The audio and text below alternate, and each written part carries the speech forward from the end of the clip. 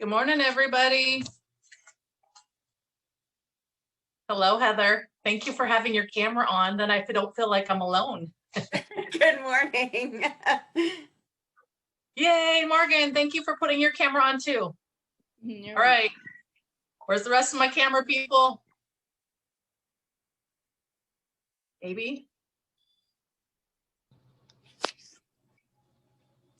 All right. Hi, Danielle. Drive safely. Hi, thank you. Okay, I'm told we have 15 people coming. So I'm going to give another minute or two, and then we're just going to jump right in so that we end on time and you guys can get to your day. Okay. So let's see, we're 9 o'clock. Let's give it 60 seconds. I'll get a little bit more organized here on my desk. Grab yourself something to drink or not, whatever.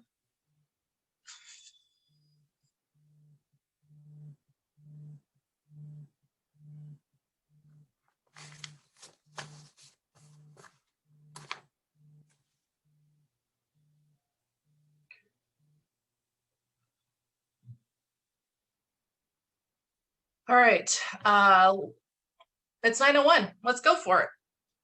All right, you guys have signed up for Ignite open houses. So how many of you, well, let's do this. Open houses are my jam, my thing. I absolutely love them. And so when they got stopped last year, I had to completely pivot. And so this is so much fun teaching, and now I realize how much I miss it. So let's try something. I'm going to tell you a little bit about me, but before we get too deep into this, on other Zoom classes, I feel like sometimes I end up talking over people if they're asking a question. So if this works, let's give it a go. In your, what are the little reactions? If you have a question, throw your little emoji hand up so that I can make sure I stop and answer your question, if that's okay. Just because I don't want you to feel like I'm talking over you when you've got something to say. And I sometimes say too many words because I'm a girl, and that's how I was made. So a little bit about me. I've been in real estate since 2009. So I came, and can you guys hear me okay? Okay, good. Hey, thumbs up. I came in 2009, and when the market was in the toilet, and prior to that, I had done a tiny stint of commercial real estate. Oh, hey, Ed. It's nice to see you. A little tiny bit of commercial real estate, and then I worked at an appraisal firm, and then I went to Children's Hospital for 10 years because I always wanted to work at Children's Hospital, so I worked in the kidney department for 10 years. And then I had an opportunity to get into residential real estate, and that was really my niche, and I didn't realize how much I loved real estate, and so jumped in the craziest time ever. Did a lot of REOs, which are foreclosures, worked with short sales. I helped with the evictions, and then would go through the houses and fix them up and then get them back on the market. And then I did property management for 6 years as well, in addition to all of that. And so moved over to Keller Williams a little over 2 years ago, and have not looked back. Absolutely love the teaching that's provided here, and the family and camaraderie, the people that we're all here to make you succeed and help you succeed and answer any questions. And so even though you're going to keep going with other instructors with your other Ignite classes, keep my name and number handy. I absolutely love, Ed knows this, we've done a few phone calls together. I like to help people. I always have 2 cents worth. So just keep me as a good resource. So how many years have you guys, give me a sense of how many years people have been in real estate? You want to throw it in the chat or say it out loud, whatever you want. Go. 2 months. Yay, you're a newbie. Awesome. Okay, 2 months. We got 2 months. 3 months. Okay, Heather beats you. Sorry. All right, more about you, Morgan. A few weeks. Oh, okay. Morgan wins. All right, Danielle, how about you? I've had my license for 2 years. I did property management with Bill and Associates at Windermere. Okay. And then I went on maternity leave, and and now I'm at Keller. So Okay. a little bit over 2 years. Okay, awesome. What about you, Ed and Joko? Just a couple months for me, Okay. but Junko came over from Redfin Okay. as a estate agent. How Okay, many years? How many years? 3-4 years. 3-4 years. Okay, all right. So you're a seasoned veteran. And Joshua, I think you put in the, did I see you in the chat? You said something? Joshua, 3 months. Okay. All right. So this is good.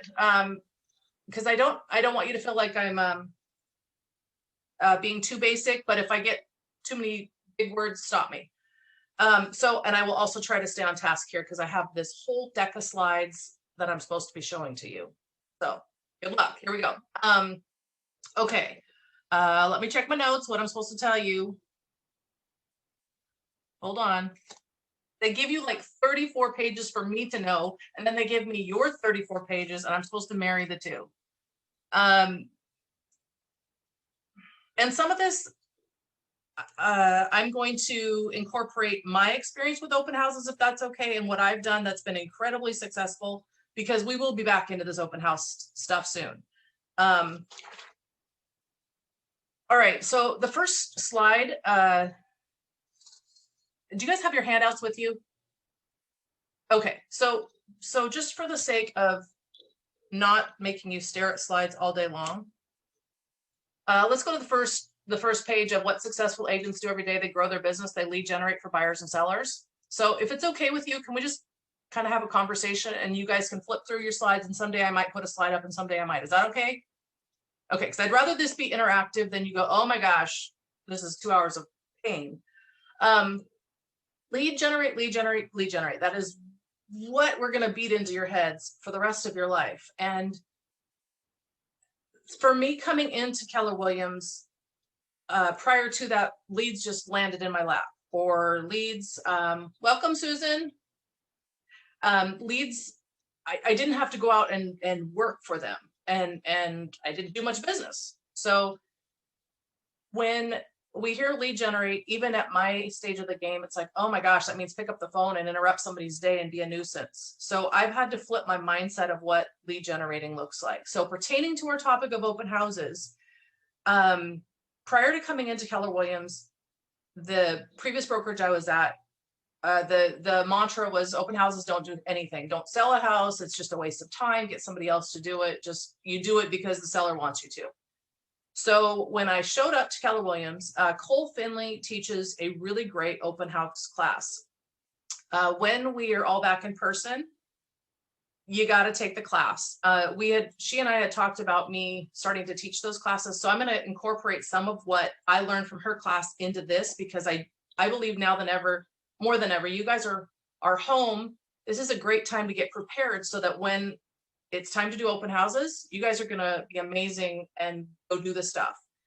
She was incredibly successful at her open houses when she first came into the business. And so I was like, okay, well, take the class. I took it 4 or 5 times, and each time I would hear something different. And I started applying it to actual open houses.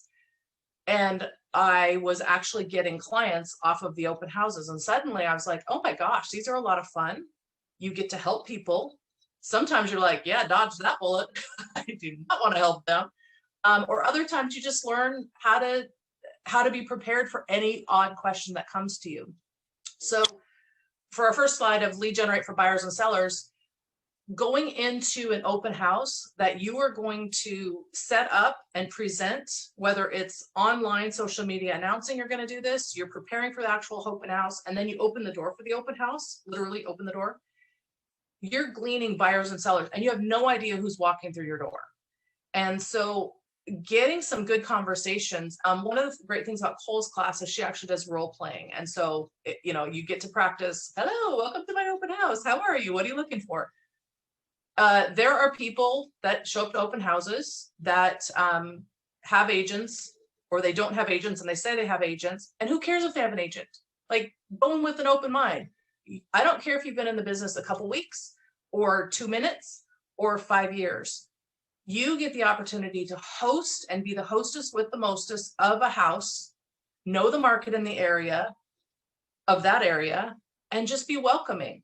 And when you act like you're throwing a party, and I don't mean a disrespectful rage, that's not what I'm talking about. I'm talking about you're welcoming them in. I would always have music playing. I would have information. You want another great class, which I'm sure you guys have heard, all of the millions of classes you need to be taking while selling real estate and lead generating. So you're never going to sleep in real estate. I'm kidding. Have music. Like when you open the door and you hear some music playing, that's inviting. You don't feel like you're walking into this cold house. I would have, with permission, of course, I would have brownies baking, or you can go cheat and get brownies from Fred Meyer, put them in the microwave for 60 seconds, and suddenly you have the brownie smell in the house. I would have bottles of water. And then in addition, I would have, because you want to speak to all the different senses. So there is a class, the DISC, I think it's the DISC class, that talks about the different people that are going to walk through the door and the different personality types. You're going to want the one that wants to be your new best friend. Okay. You're going to want the one that wants to know all about the stats. Okay. They might be married, or they might be dating, or they might just randomly walk in right after the other. You're going to want the one that wants to have that emotional attachment to the house. So if you can touch on all of those aspects, think of it like a balloon bouquet, you're going to capture somebody. And if they don't want that house, you want them to want you. And if they walk in with an agent, that you greet them, you look them in the eye, you remember their name, you remember something about them, not in a creepy way, but you have a connection with them of some sort, you may become their agent for life. And you didn't even realize it. I cannot tell you all the stories I have of somebody that came into my open house. They called me a week or so later, or no, a couple of weeks later, said, I don't know if you remember me. And I was like, oh yeah, you're Kevin and Rhea. We met on blah, blah, blah day. Oh my gosh, you remember me? Okay. The only reason I remember them is the minute at my open house in the corner of the kitchen, I carry a notepad.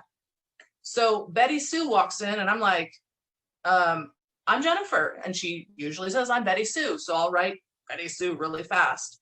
If Betty Sue says something about a dog, oh my gosh, what kind of dog do you have? I have 3. I will quickly, not being weird, go over to my notepad and write something about her darn dog.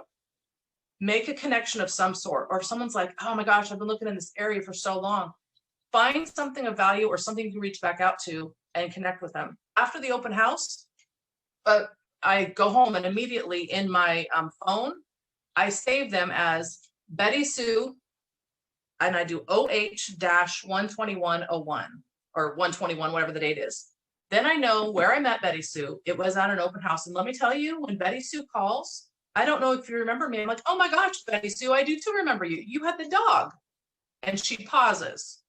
I'm not creepy. I'm not weird. I don't say, I saw your license as it drove past and it was a blue Chevy. I'm not like that, but it's, you want to stand out as you care. This is a people business. This is not the almighty commission. So how do you connect with those people? Now, Betty Sue may not care about her darn dog. She may hate animals, but she wants stats. So that is where this, and sorry, breaking my printer as I roll around. If you can see this behind me, this is, it's hard to see, but let me do this. If I can do this, this is a huge board that they're actually plastic sleeves that I put together. You'll learn this at Cole Finley's class or my class. I get a Sunday teach it. In there, for the person that you want to connect with for stats, the reason I do the plastic sleeves is because every open house you do, you can tailor it to that neighborhood. So in the MLS, and I hate doing this backwards, you can go in and pull your stats for the county of that month, residential versus condo, and you look like you were the smartest person around. Do you know how many people I have been told that when they showed up to an open house, I've never seen stuff like this before? Okay. Some people don't care. They want the brownies and the bottle of water because they're hungry and thirsty. Some people, want the stats. So the point is touch on all those different emotions. And if you want the stats person, you want to touch on that, I can show you how to do this. It's not part of the open house class, but I'm trying to get back to the slides because I digress. Okay, so part of lead generation. So they're walking in. You want to know. You want to greet them, make them feel welcome so that they start talking. And more than more times than not, I've had sellers that were like just dabbling. They saw the open house sign, or they saw, again, in Cole's class, I'm going to hammer in Cole's class because it's so good. Not only does she capture them, and I started doing all of her techniques, you put a bunch of signs out.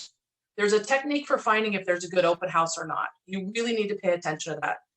If you want an open house in the middle of nowhere, chances are you're not going to lead generate because people aren't going to be out in the middle of nowhere. Now, if it's a beautiful mansion that people want to live in Ravensdale, you're going to capture those people. But let's say you look at a house in Kent that's brand new on the market and you're like, oh my gosh, this would be a fabulous one to showcase. It doesn't have to be your listing. Find a new agent or an agent with a new listing, ask their permission. Can I hold an open house for you? I did that all the time. I would do mine and I do other people's. Pretty soon people were calling me saying, can you hold my open house? Because it would be a party. I would announce it on social media. I would do a live video as I would start the open house. And I don't rewatch my videos. I don't want to see my mess ups. I am authentic. I screw up. I've tripped into homes and I laugh going, yeah, that was real life right there. Be personable. You don't want to be, inappropriate ever, but showing that, welcome in, stop by, have a brownie. Let's talk about the market. I actually have people that would come to my open houses frequently just to say hi to me. I'm now selling their parents' home this in April. So they came through somebody who just came to the open house. I didn't sell the person who came to the open house. I sold to their family. So you can make a connection beyond who's walking in. So just keep that in mind, that the net is big and wide and you don't know who you're talking to. So signage is hugely important. And then there's a strategy to the balloons. So not only are you capturing somebody who ran to the grocery store, suddenly they see these balloons, like, oh my gosh, I gotta go to that open house. Or there's a seller who wants to sell and they see all your signs everywhere and they see all these balloons. Who do you think they want? You with your 80 million signs, or the one cute little sign that's blown over that's facing the wrong direction? So the details of putting the balloons up, you're wanting to compel them to come in. The other thing I do is, because humor is a very big part of my life, and one of my hashtags I use is honey, stop the car. I think it's funny, and it's got the little thing so you can poke it right in the front, put it in front of every open house.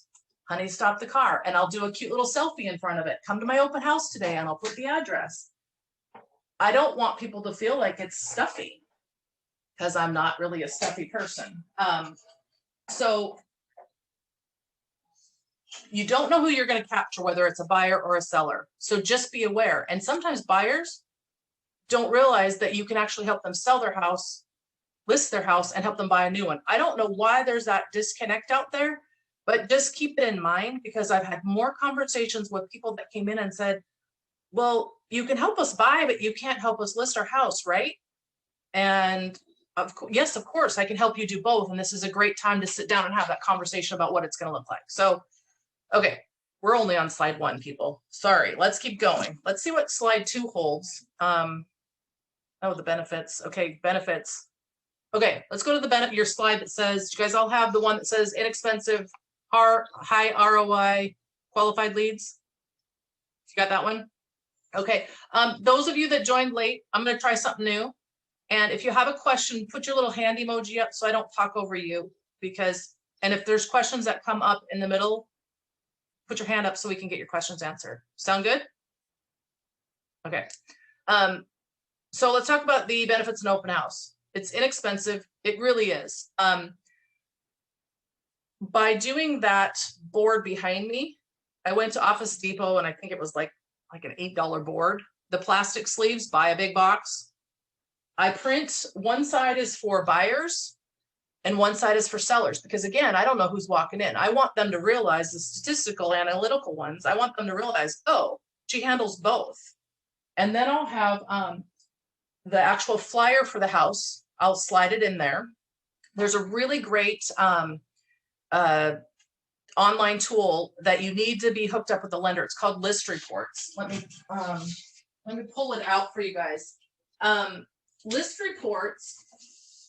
And if you go to the very front page of the MLS, there's all sorts of stats and information about the market.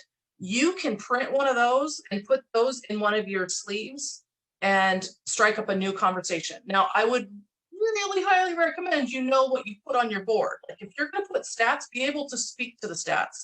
I had a guy sit down at the kitchen table right in front of my big board. He's like, so explain this to me. And I'm like, where do you want to start?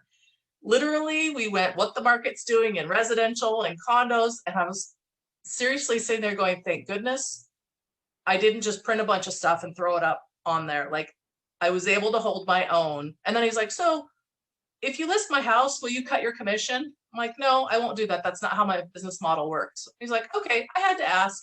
I was like, okay, what is this? Like, am I being punked?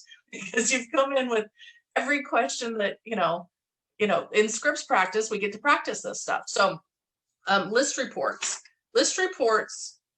is really great. Literally, you can enter. Has anyone seen a list reports before?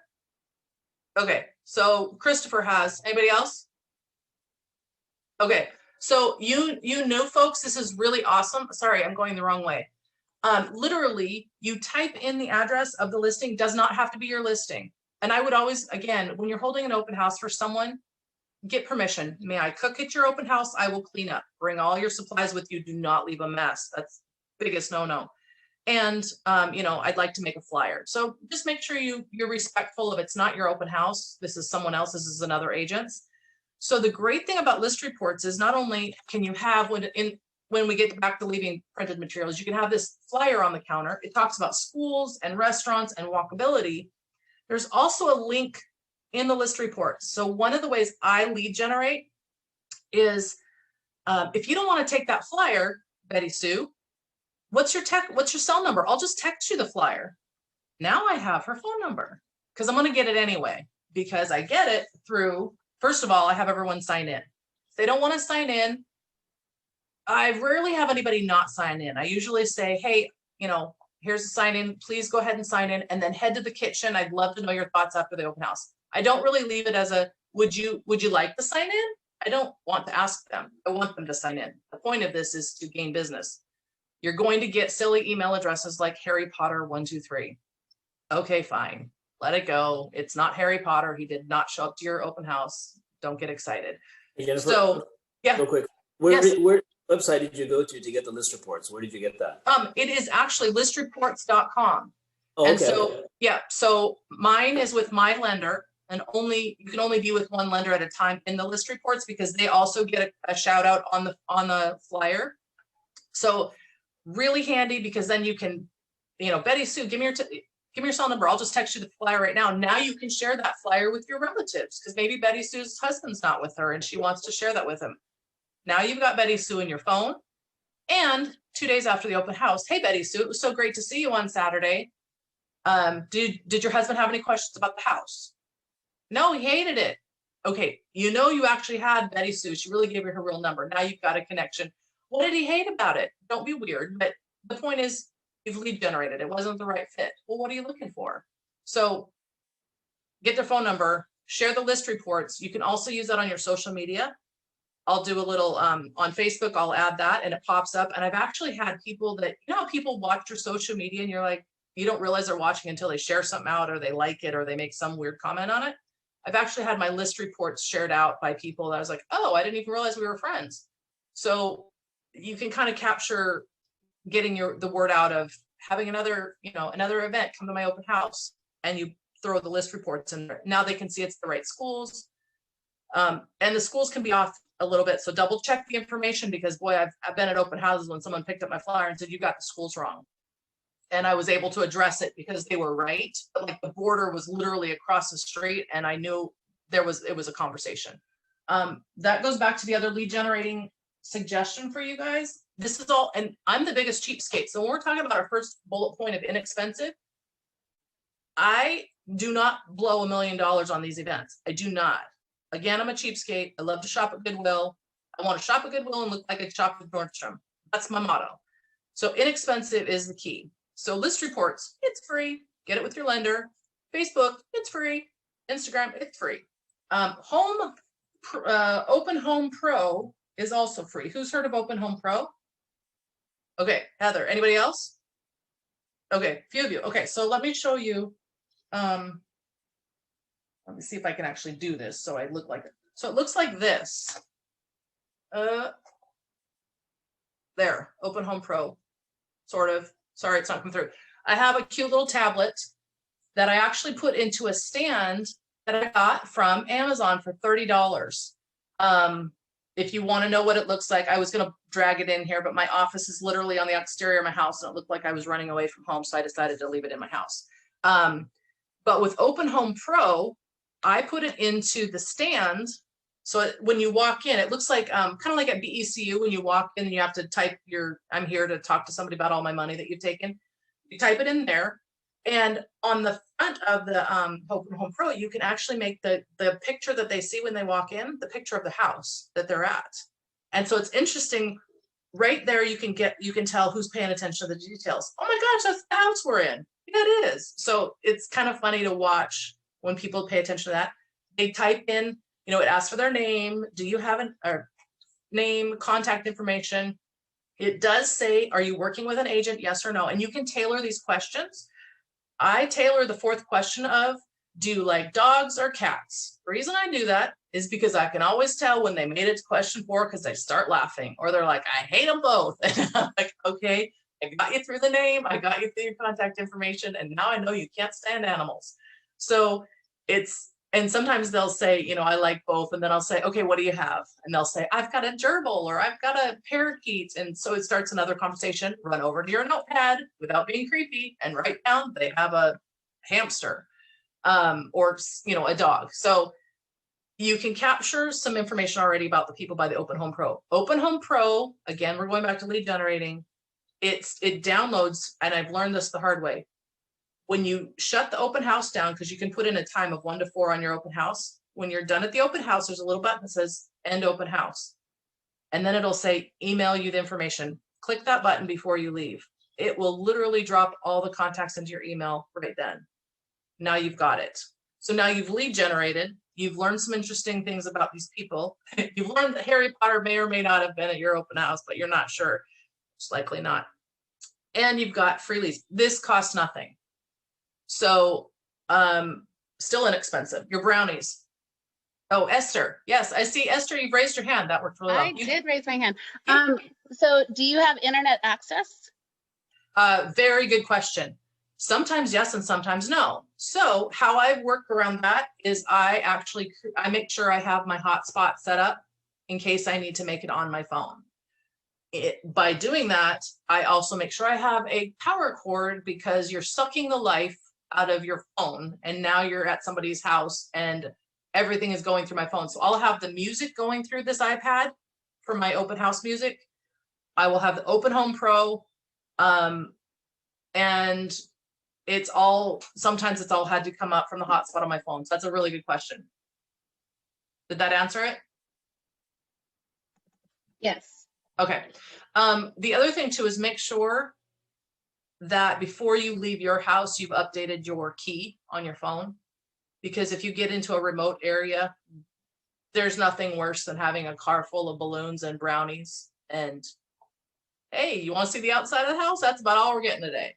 That's embarrassing. That's just not a good day. So yeah, that's a very good question about the internet. Make sure your phone is set up for that. Okay, high ROI and exposure.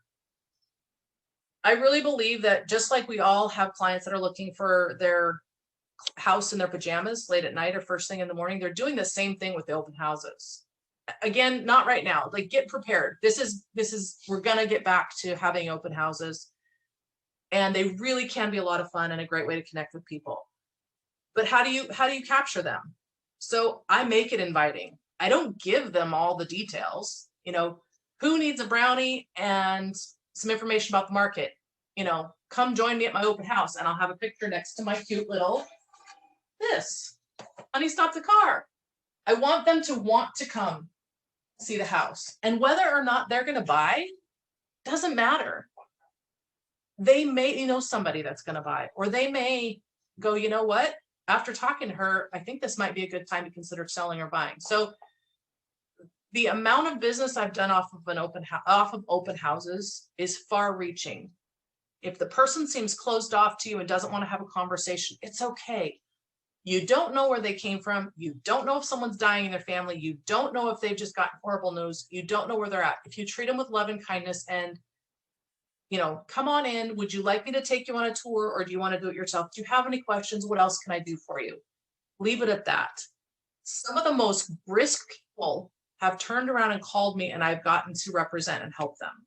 And I thought they couldn't stand me because I'm kind of cheerful and they were kind of not. And so I was like, I don't think we're a good match. And that's just their personality. They're kind of like a porcupine and I'm not. So you don't take it personally, just treat everyone the same, be a great hostess. High exposure on the internet is, in my opinion, big. Make it personable. Don't just be like every other real estate agent of, here's the picture of the house, come to my open house. That's boring. Have some fun with it. I'm so excited. Like sometimes I'll take a picture of me in front of the back of my car with all my signs and all my balloons, or my head peeking through the balloons going, come see me today. And I'll leave the address. People want to come. They're curious. They have nothing better to do. Or, you're on the way, or they tell a friend, go see them. Then when you put all your signs all over the street, be the person that has signs everywhere.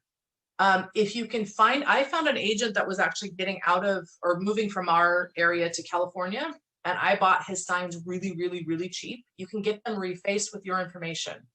So keep that in mind.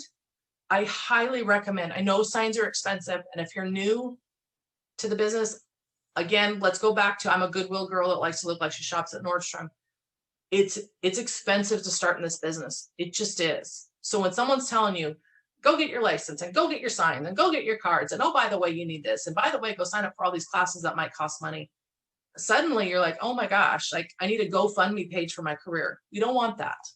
But there are inexpensive ways of, does anyone have any signs they want to get rid of? Or maybe call a sign person and say, do you have any signs that were left over?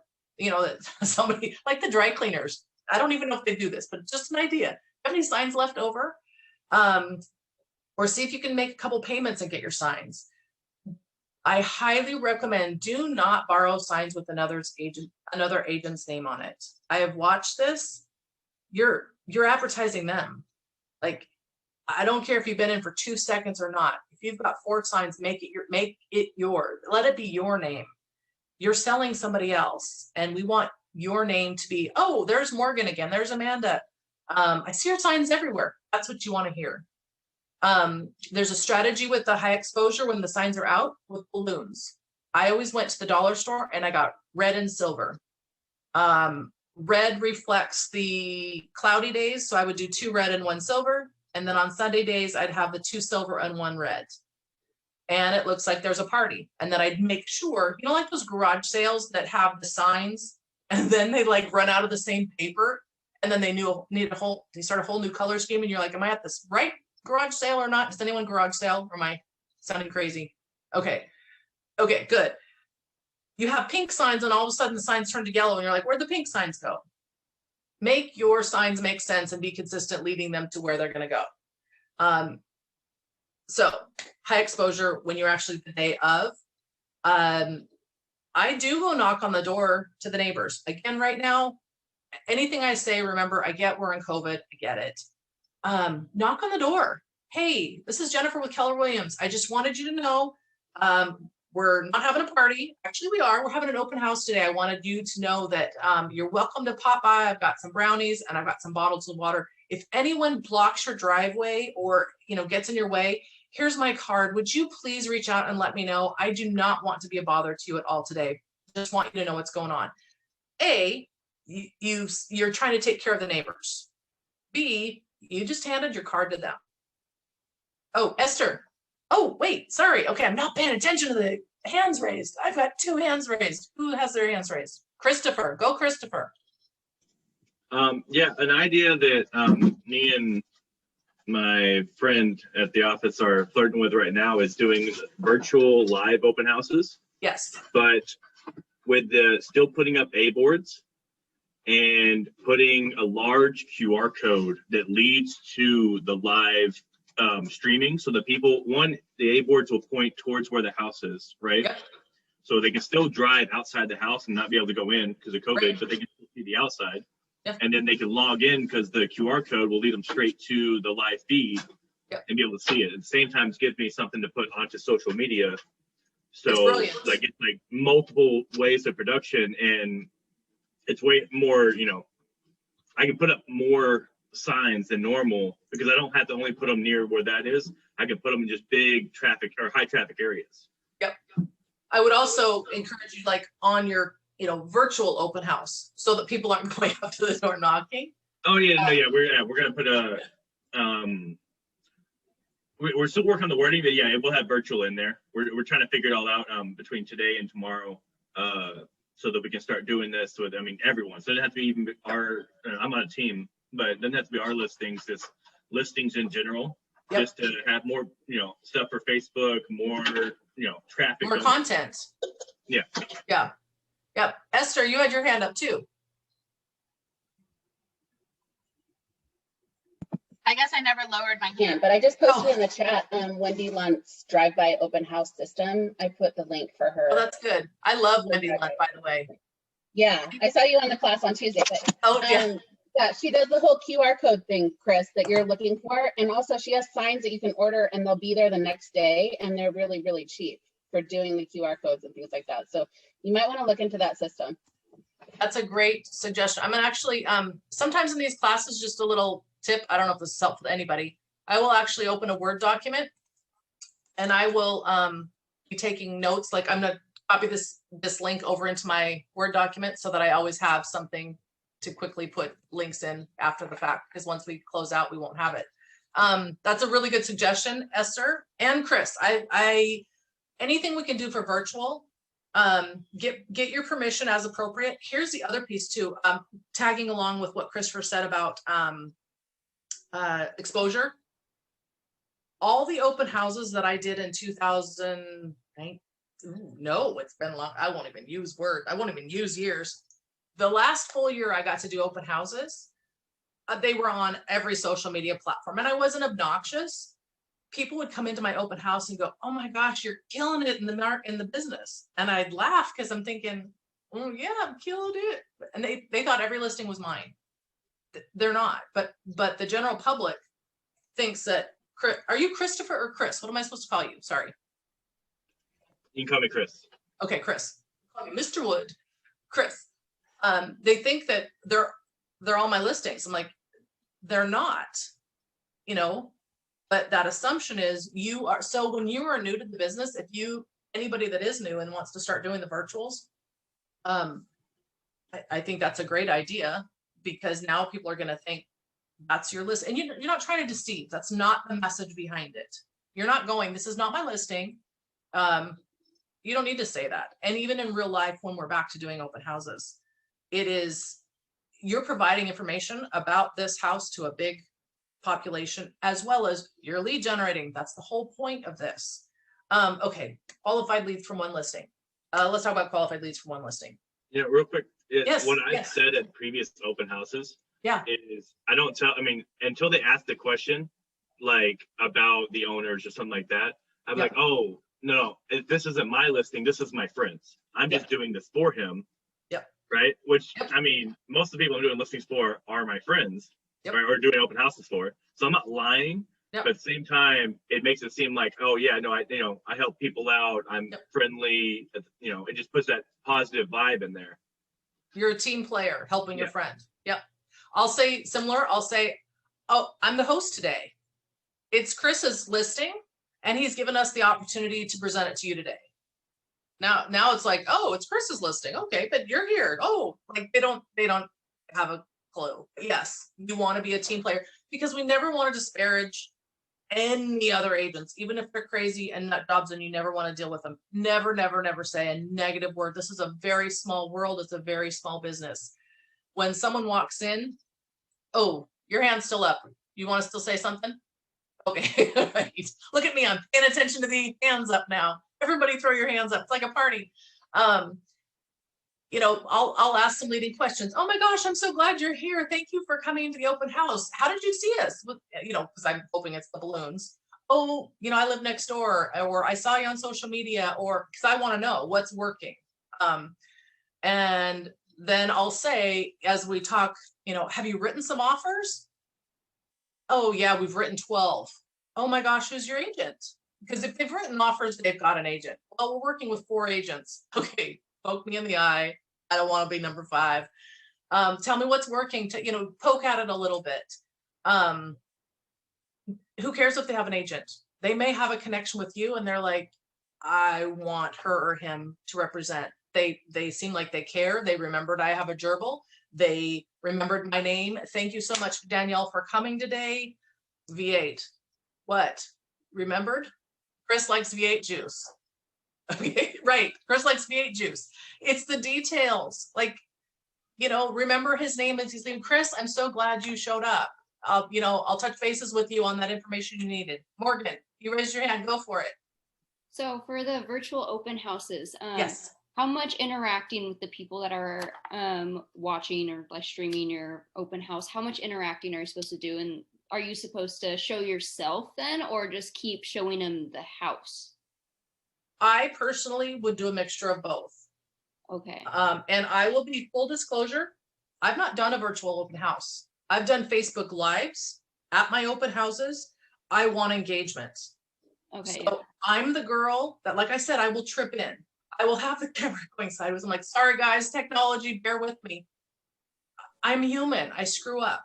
But when someone joins or has a question, oh, Morgan, I'm so glad you showed. What questions do you have? Oh, yes, it's a 2-bedroom. Yes, absolutely. Let's go. Let's go take you to the bathroom and show you. And let's see the closet. And, so with anything you do, you want engagement. You don't want it to be a one-way conversation, whether it's an email, a text, a phone call. That'd be awkward, a phone call, talking to yourself. You want that engagement.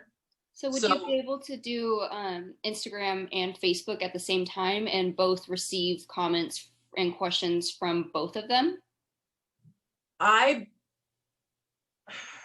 Danielle, you're shaking your head. Have you tried it? No, I think you can only, so Instagram and Facebook are essentially like the same thing now, but you can't do a live to both of them at the same time. Okay, so you could do one following the other. Can you? Chris is shaking his head. Can you? Okay, so I have a lot of friends that are video game streamers, right? There's a thing out there called Streamlabs. Okay, look it up. You can stream to literally 10 different platforms at the same time and be able to see all the comments, right? I think there's another one called StreamYard also. Yeah, and there's a couple programs out there. And Zoom will let you stream from Zoom and Facebook Live right now. Yep. So you can do both. Also, as far as you're saying about the engagement, right? So we've been talking about this, planning it out and to start it. And what we're gonna do is, you have friends, right, Morgan? You have friends, family nearby, right? Yeah. Who be your friends, Morgan? Yeah. So what I'm saying is, though, is have them log in. They're an easy engagement for you. So if other people are watching, most of them are gonna be shy at first, right? They don't want to be the first one to talk. Have your friend logged in. Send you, oh, hey, that looks like a cool kitchen. Can you tell me more about it? Or hey, can I see the bathroom again? That looks pretty cool. How just little things. So that, and don't ever acknowledge the fact that this is your friend. You tell your friend ahead of time, hey, you're a random person that I do not know. You're going to log into this thing and ask questions about the house as we're going through, right? You can have your family members do it, however you want to do it. But that way you have constant engagement. The video gets recorded as Facebook Live. So it looks like, even from people on the outside, that someone, was interested in, you had a dialogue and they learn more about the house through that, right? So there's a whole process you can do that, as long as you have good friends or family members, that they can help out. Just make sure they don't log into the same name that, a lot of people will know them by, or like the same last name or something like that. That's okay. Thank you. Thank you. And that's the Streamlabs or Streamer. That's good, because being able to see the comments is obviously half of it too. So that's good to know. Thank you. The other piece too with that is, if you were to, I totally agree with what Chris just said about reach out to a couple of your friends. If you've got a significant other, if you've got a BFF, can you please help me? Your lives don't need to be long. Like, I've seen some of the open houses, they're fairly short. My open houses were 3 hours long.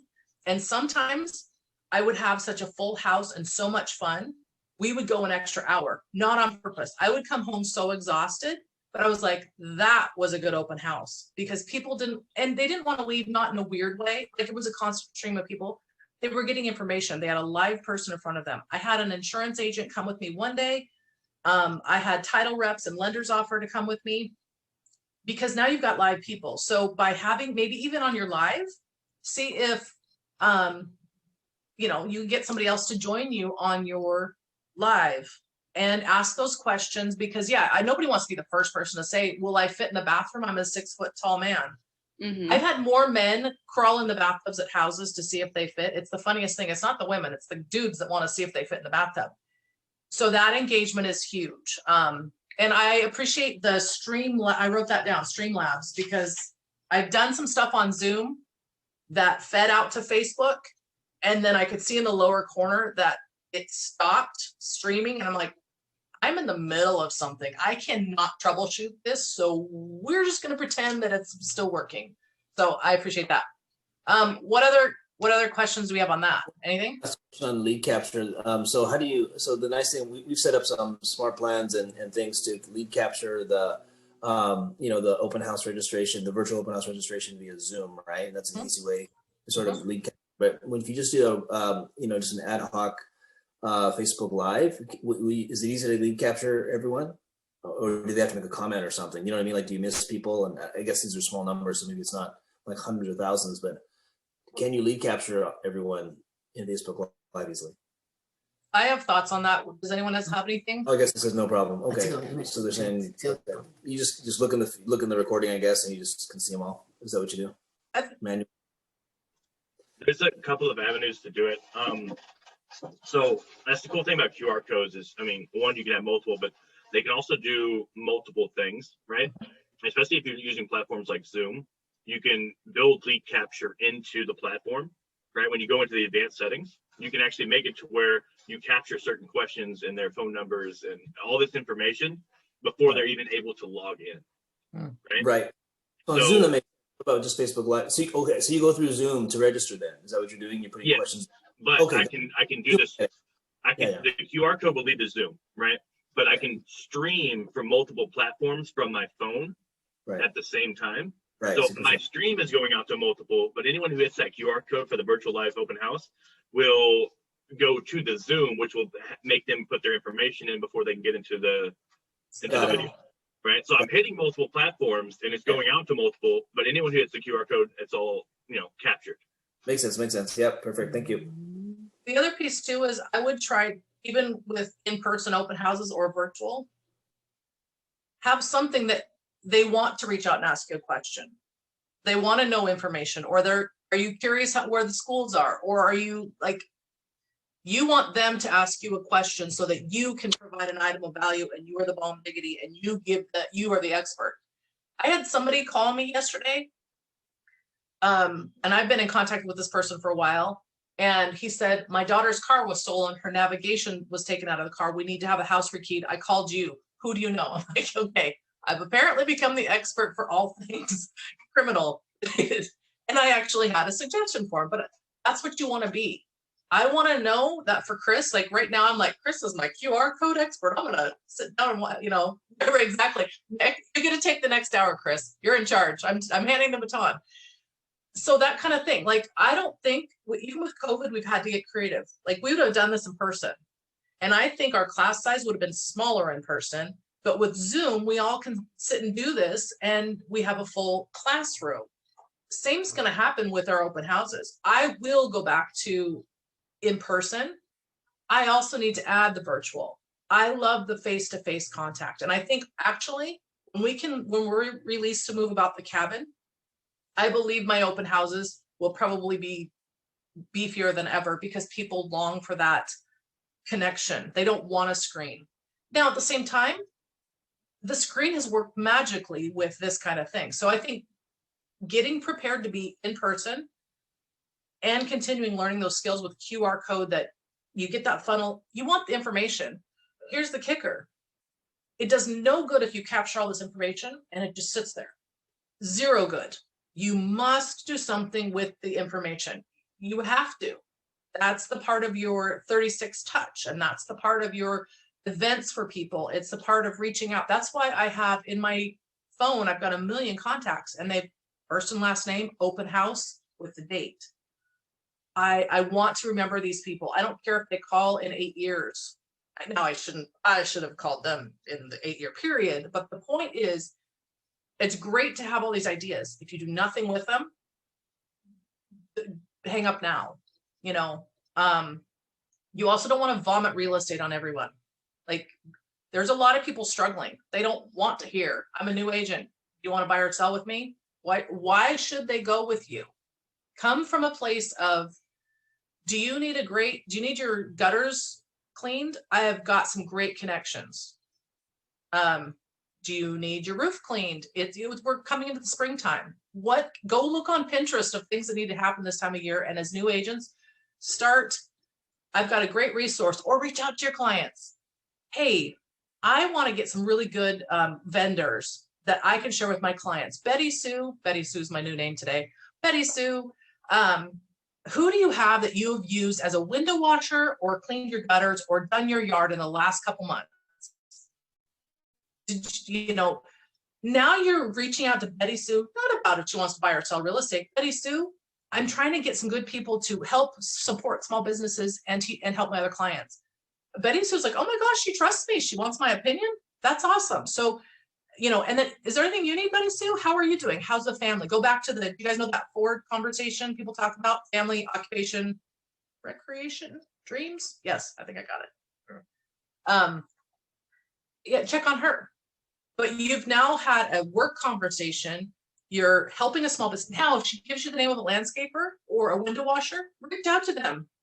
Dear window washer, hey, Betty Sue gave me your contact information. I'm a real estate agent with Keller Williams. I would love, do you have any specials going on for my clients? I would love to give you a shout out on social media.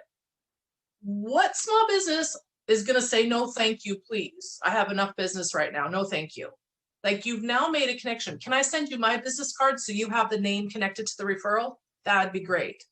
Maybe the window washer needs a real estate agent. Now keep in touch with the window washer. Use the window washer. Do a Facebook post with the window washer. I hire people all the time to come to my house and do services, not because I want to spend a bunch of money. I do it for a couple of reasons.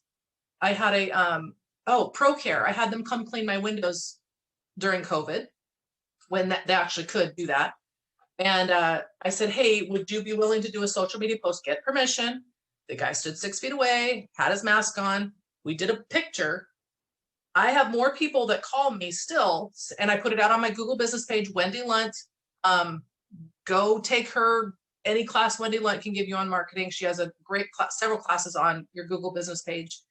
I put that out there, advertising about this company. I've got people that call me saying, hey, this is what I was going to pay for getting my windows cleaned. Is that a good deal? Suddenly you are providing items of value for your leads. It's costing you zero, but you are making this huge connection from having clean windows to helping Betty Sue, to getting her input, to promoting this company.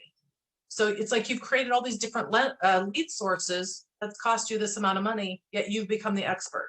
So especially for new people, don't let that intimidate you that you've been in the business a couple weeks. Who cares? Who cares? You still can be the expert. You don't have to lead with, I just got my license. Maybe don't lead with that. Just don't. Nobody needs to know. Because that is an awkward question. I've been asked that early on too. How many houses have you sold? I'm like, could you not ask that? It's like asking a girl how much she weighs. Don't ask that question. Yet it's a valid question. Susan laughed. Thank you, Susan. It's funny. Here's my other little tip and Chris, he turned his camera off, so he's probably doing something very important, but, he's back. You're back. You heard me. This is I was reading, was it Inman or Nar that said, if you're not a real estate professional without a gimbal, you need to have a gimbal. And so I was like, okay, I want to be cool too. So I went and got this off of Amazon. I didn't spend a lot of money because, again, let's go back to, I want to shop at Goodwill, but I want to dress like I came from Nordstrom. So this gimbal, and it comes with this cute little tripod, $130, I think, or $120 off of Amazon, but it's got a beauty feature. I'm not kidding. It will smooth the bumps and make you look like Jennifer Aniston. Not joking. This thing is really handy because I tested it on my house to do an open house video or a live. It smooths my jerkiness. So no one's going to vomit when they're watching me do my open houses or my videos. And that I love because I usually have the camera going the wrong way. You know, it pops out or something silly. So if you are able to put on your wish list a little gimbal, there are some good options out there that can help make you look professional. I also do some of my other videos of come join me. I'll do it. I'll just pop this on my desk. And again, the beauty feature, I'm sorry, I might be a little vain. It is nice because it is out there for all eternity. I mean, it's horrible when I've done a couple Zoom things. I'm like, oh my gosh, like I look like I'm on my last leg of life and I needed some more coffee. So the gimbal has come in handy, and that's a great way to market your open houses, your virtual open houses, and yourself. You know, I actually did this. I used this. A guy was on my roof cleaning my gutters, and because you can hold it out so far, I did a selfie with him and me, and he was up on the roof. So, and it's a business expense. Okay, let's keep going, guys. Would you like to see some slides, or do you like this format? This is good. This is good. Okay, great. Then I'm not going to bore you with the slides, but we're going to still do the slides because, let's talk about prepare, prospect, and pursue. Oh, this is a good one. Okay, any questions so far? Any hands No. raised? I would like to say though, Yeah. on top of the gimbal, Yeah. most newer phones, if you have one, look in your settings for your video, Yeah. and you'll have like my phone has a super steady setting, Ooh. so it takes away vibrations and stuff like that when I'm walking. So that's compared or added to the gimbal.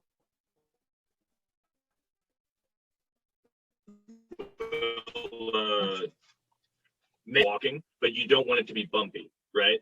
Just naturally, it's more appeasing to look at if there's some sort of sway. So that makes everything, even if you accidentally turn too fast or anything, it slows it down naturally. So it doesn't look like it's, rushed or anything like that. It'll literally go from, looking like this to be smooth, even though you're still doing this. So look in our settings.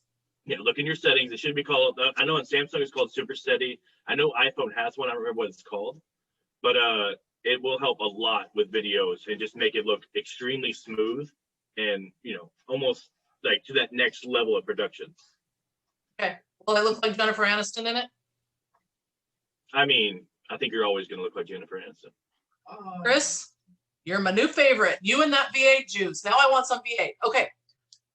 Any other questions? Yeah, I had another Susan, question. yeah. In actual open houses, especially when they're very busy, I feel like as soon as these come back, they're going to be very busy.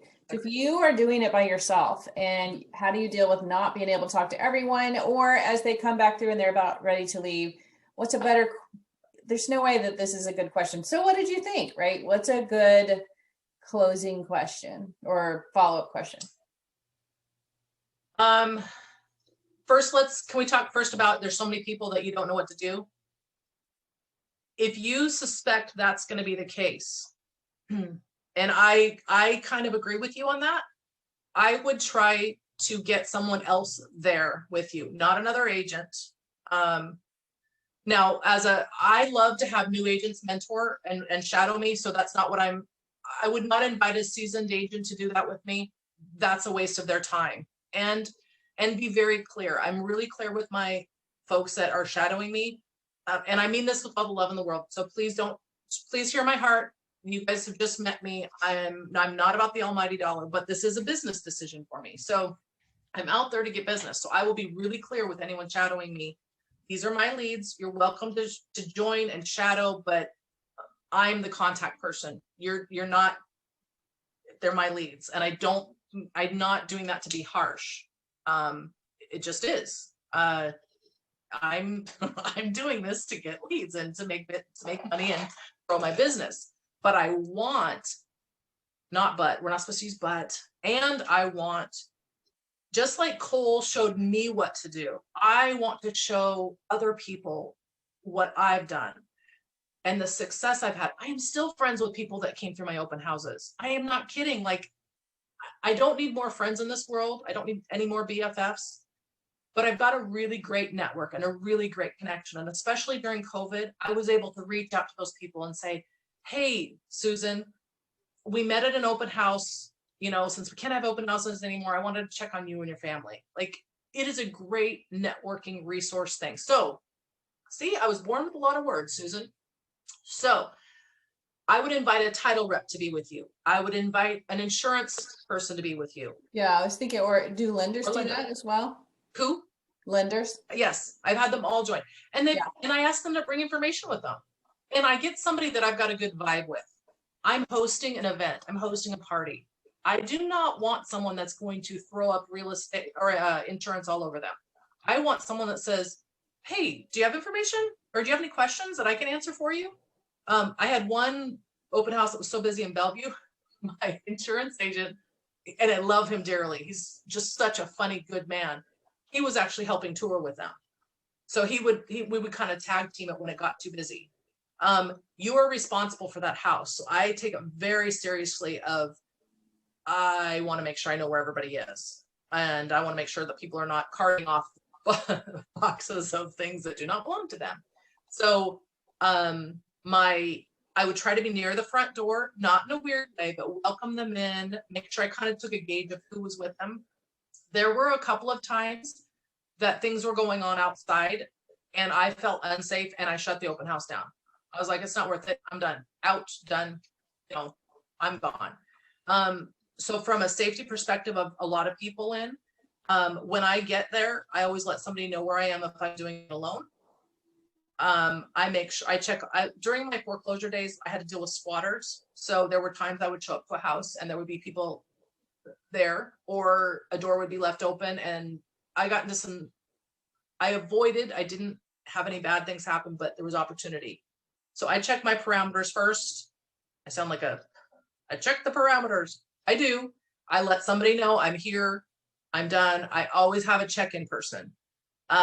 I also have a system set up with a couple people that if I call them and I say, I need you to go to my desk and pick up the red file folder, that is my cue that there is a big problem. Something has happened and I need you to call the cops now. I can't say anymore. Unfortunately, I now work for Keller Williams and I have red file folders. And my daughter's like, Mom, you can't use that anymore because you have red file folders. I'm like, oh crap. So have a system. Bad things do happen. You need to be prepared, especially when you are showing up, locking up, or there's a house full of people. So I do like to have more than one person. My husband will stop in if I need to. I don't use the red file folder. I have other verbiage now. My other tip, I have an extra pair of men's shoes and I leave those up front of the door or I leave them right inside the front door. People walk in and if there's anyone there that's got malicious intent, if they see an extra pair of shoes, they don't know where that person went. I really like that idea. Isn't that a good one? Especially a man's pair of shoes as a woman, you know what I mean? Yep. So yeah, I stole some from my husband. I said, I need you to pick me out some nice pair of shoes. And he's like, why do you want my shoes? And I told him, he's like, oh, that's so smart. I cannot take credit. Somebody else at Keller Williams, I think it might have been Robin Adelsman, had that as her one of her nuggets. And to me, that's incredibly helpful. It's one of the first things I do when I show up to a house. I put them right there because if someone pops in early and the house hasn't filled up with people, I want them to know there's an extra pair of shoes and they have no idea where that person went. So shoes. So have somebody with you, Susan. That's my recommendation, even from a safety perspective. It's just, there are weird people out there and I am not invincible and I know that. So did that help? Okay, cool. And you're welcome for the shoes. Go to Goodwill, get some fancy shoes. Just get a bunch of shoes. Just throw them everywhere. Kidding. Okay. Prepare, prospect, and pursue. Let's talk about that. I think we're on like slide number 5. Do not tell anybody we didn't go super fast through all the slides. They'll never let me teach again. But hopefully it's helpful because I don't want you to just go slide, slide, slide, poke your eye out. Does anybody need a potty break? Oh, potty break? Okay, should we pause for 5 seconds? Yeah? I Okay, need more than 5 seconds, but yes. you get 6. Okay, let's Take it. Okay, I'm back. 5 seconds. yeah, let's do is 10 minutes too long? I think that's good. Okay, let's do 10 minutes. So I say 10:15. I'm gonna be generous with you. Let's come back at 10:15. I'll go use a potty too. Or do something else. I'll be back. All right.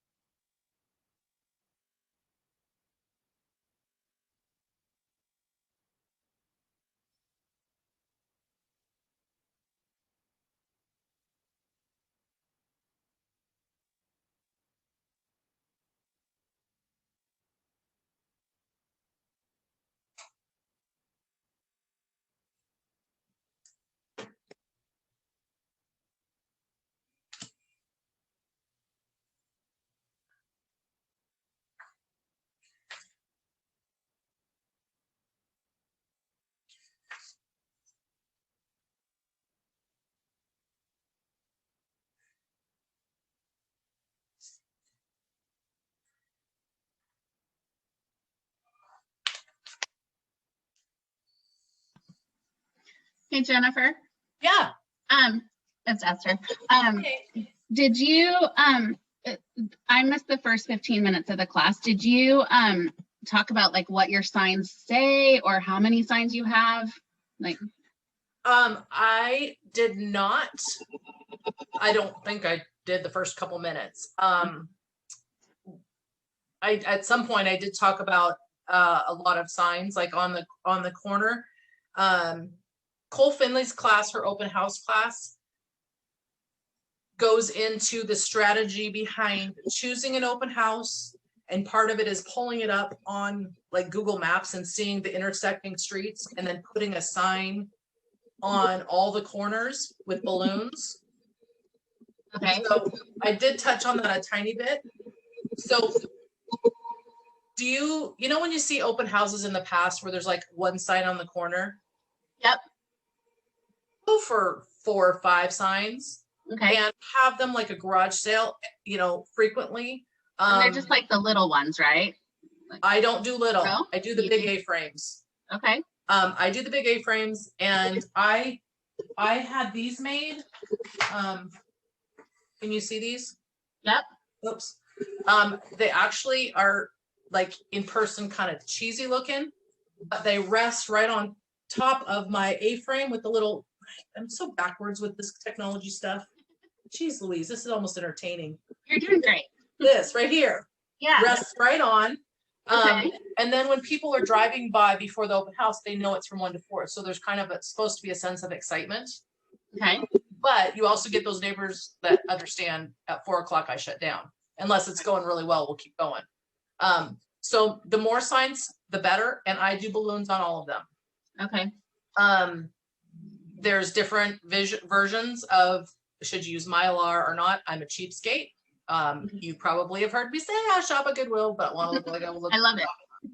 That you go to the dollar store, and I would go Saturday morning, and I would get, if it was a cloudy day, the ratio of red to silver. Those would typically last me all weekend long. Now the fun thing is on good days when they lasted, I would go knock on the neighbor's door because I saw the kids out playing, and I'd ask the parents permission. Hey, I'm a real estate agent. When I'm done with my balloons today, could I share them with your kids?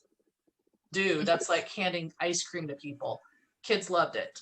So I try to put a smile on somebody's face with my Mylar, or I bring it home and I give it to my teenagers who suck the helium out. So balloons, make it look like a party.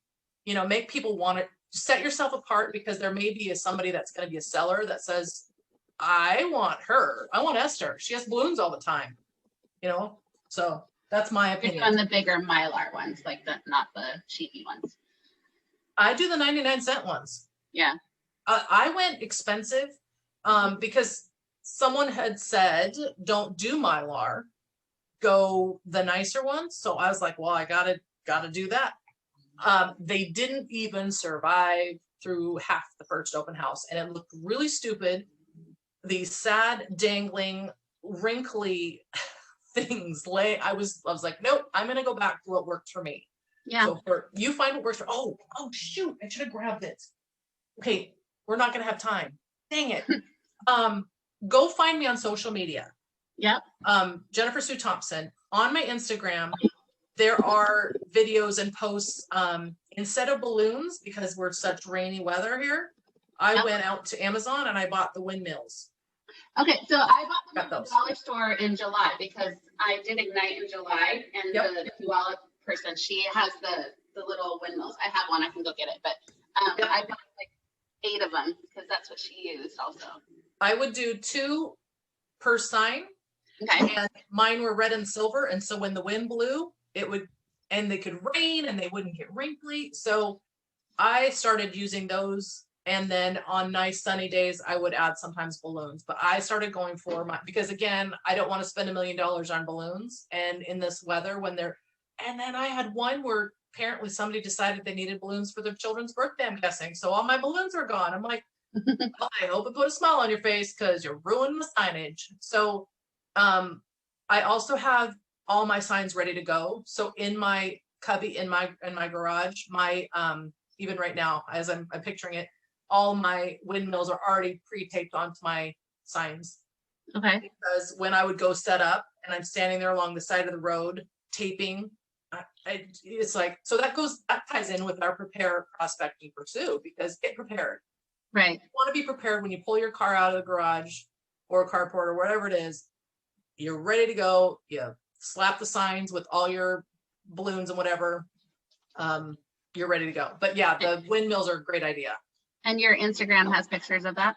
Yeah, it's probably go back to last year when we could do Right. it, and the year before. But yeah, and those were always fun because when you have a couple extra, I put it next to my honey stop the car sign. So I'd have a consistency. So they'd see the windmills and just keep following the windmills to my open house. Okay, cool. So yeah, that's a way to not pay for balloons all the time. Right. And when they look wrinkly and sad, that's not a good look. So your colors are the gray and the red, kind of like along with Keller Williams then, is that what Red you and do? white. I do Red red and white. Yeah. The silver just because silver Sure. reflects the sun. Yeah. Yeah. So does that answer your question about Yeah. signs? Yeah, thank you. Okay. I didn't realize how late. Okay, so let's talk about preparing and prospecting and pursuing. And stop me, raise your hand. I think this is a huge place to land on. If you do not prepare, this is not just holding an open house to let a bunch of people through the door. Like, what is your why behind doing this? Part of my preparing is long about, and I believe in your handouts, there is a cute little, it talks about the days of the week, Monday, Tuesday, Wednesday, Saturday, blah, blah, blah. Go ahead and check that out. But may I just talk to you about what I would do? Is that cool? Okay. Yes. I see heads nodding. Yay. Okay, let's do that. About Tuesday, at the latest Wednesday, I would identify my open house. And I wanted a good open house. I wanted an open house that I could get behind, that I could sell. It's a good price, it presents well, good schools, whatever. So I would try to choose that. And then if it was mine, great. But if it wasn't, I would reach out to the agent as soon as I could in the week. Do you have anyone? May I hold your house open on Saturday and Sunday? And get their blessing. And then I would do my market research on that house. I would know that house. I would have a printout out of that house. I would have any information I could about that house. I would pull up off the MLS. I would do I would have the local market area update, but I'd also do it for the zip code right around that house. And see if I have one. Yeah, let me grab it really quick. And I would put that on my big exciting board because I wanted to be able to have market data specifically to, February 2020. Man, that seems like forever. Almost a year ago, guys. Holy smokes. That was my last open house, February last year. I wanted metrics right around that house so I could speak to the price point. And people that care about the stats would go over and stare at this. And it was current and it was off the multiple. So it's real data for them to look at. And then I would have King County as a whole. Now, if you're in Pierce County, I highly recommend you pull the Pierce County. Do not put King County and Pierce County because you look like you're not paying attention. And, saggy balloons. So I would know what the market was doing. You don't need to know everything. You are not the expert on everything. And you don't want to give them all the information. If somebody says, what is the grade school around here? You know what? I've got a really great resource for that. I would love to email it to you. What is your email address? I know darn well what the school is. I don't want to give it to them, but there actually is a really good, I don't have it memorized off the top of my head, but in my, I have what's called Google. I use Google Keep. And so I have like electronic Post-it notes of things that are very helpful so that I can provide items of value back. One is it's a school, it's like a school report card, and you can compare, let's say, Tahoma schools against Kent School District against Issaquah. and you put in the 3 schools, and literally it pulls down all this information. So somebody who's new to the area can compare all 3 of those areas, those school districts, and go, oh, I want to be in Issaquah. I want to send that to them through their email. So I want that contact information. So I could easily pull it up on my phone and do that for them. I don't want that. So having something that I can provide back to them, you don't have to have all the answers. I don't, please do it. Not like next. Can you guys hear me? Because my internet just said it's unstable. You cannot hear me. We can seems hear better you, but now. you got really robotic for a second there. I'm sorry. It was exciting. It wasn't. Prepare, know the house you're talking about. Look at an old listing. If it's a flipper, you know, and it's flipped out, if it's been on the market several times, you're going to get the nosy neighbors that come through. You should know that. You want to know the history of the house as much as you can. I pull up the King County records and I see what King County has, because sometimes there's a discrepancy with square footage. So if the neighbor calls it out and says, your listing's wrong, you can actually say, I saw that too. And actually it's my, let's take Chris's wording. It's my, you know, it's my colleagues. I'm going to talk to my colleague about that. However, on the King County report, this is what it says for the square footage. So sometimes they don't marry up. However, so now it's like, you're not saying your friend doesn't have a clue what he's doing with this listing. You're not blaming anybody. You're just saying, yes, I recognize, I hear that. Here's what the county has for information too. So that's part of you preparing. Also preparing is, there's a section in here on door knocking. Door knocking makes me incredibly uncomfortable. It just does. It did before COVID. We're not even supposed to do it now. I don't like knocking on people's doors.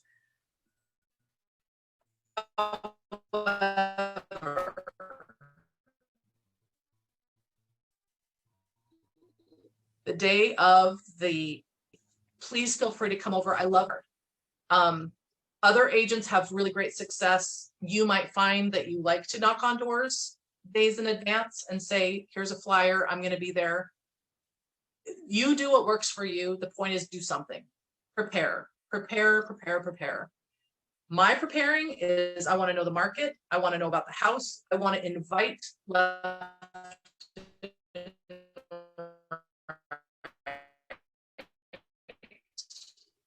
I will also, this is like in Renton, and I would say, hey, I'm holding another open house in Renton this coming weekend. I hope you can make it. And I'd pop the list reports in. That person I told you would come to 4 and 5 open houses, and now I'm selling her parents' house. That's how I developed a relationship.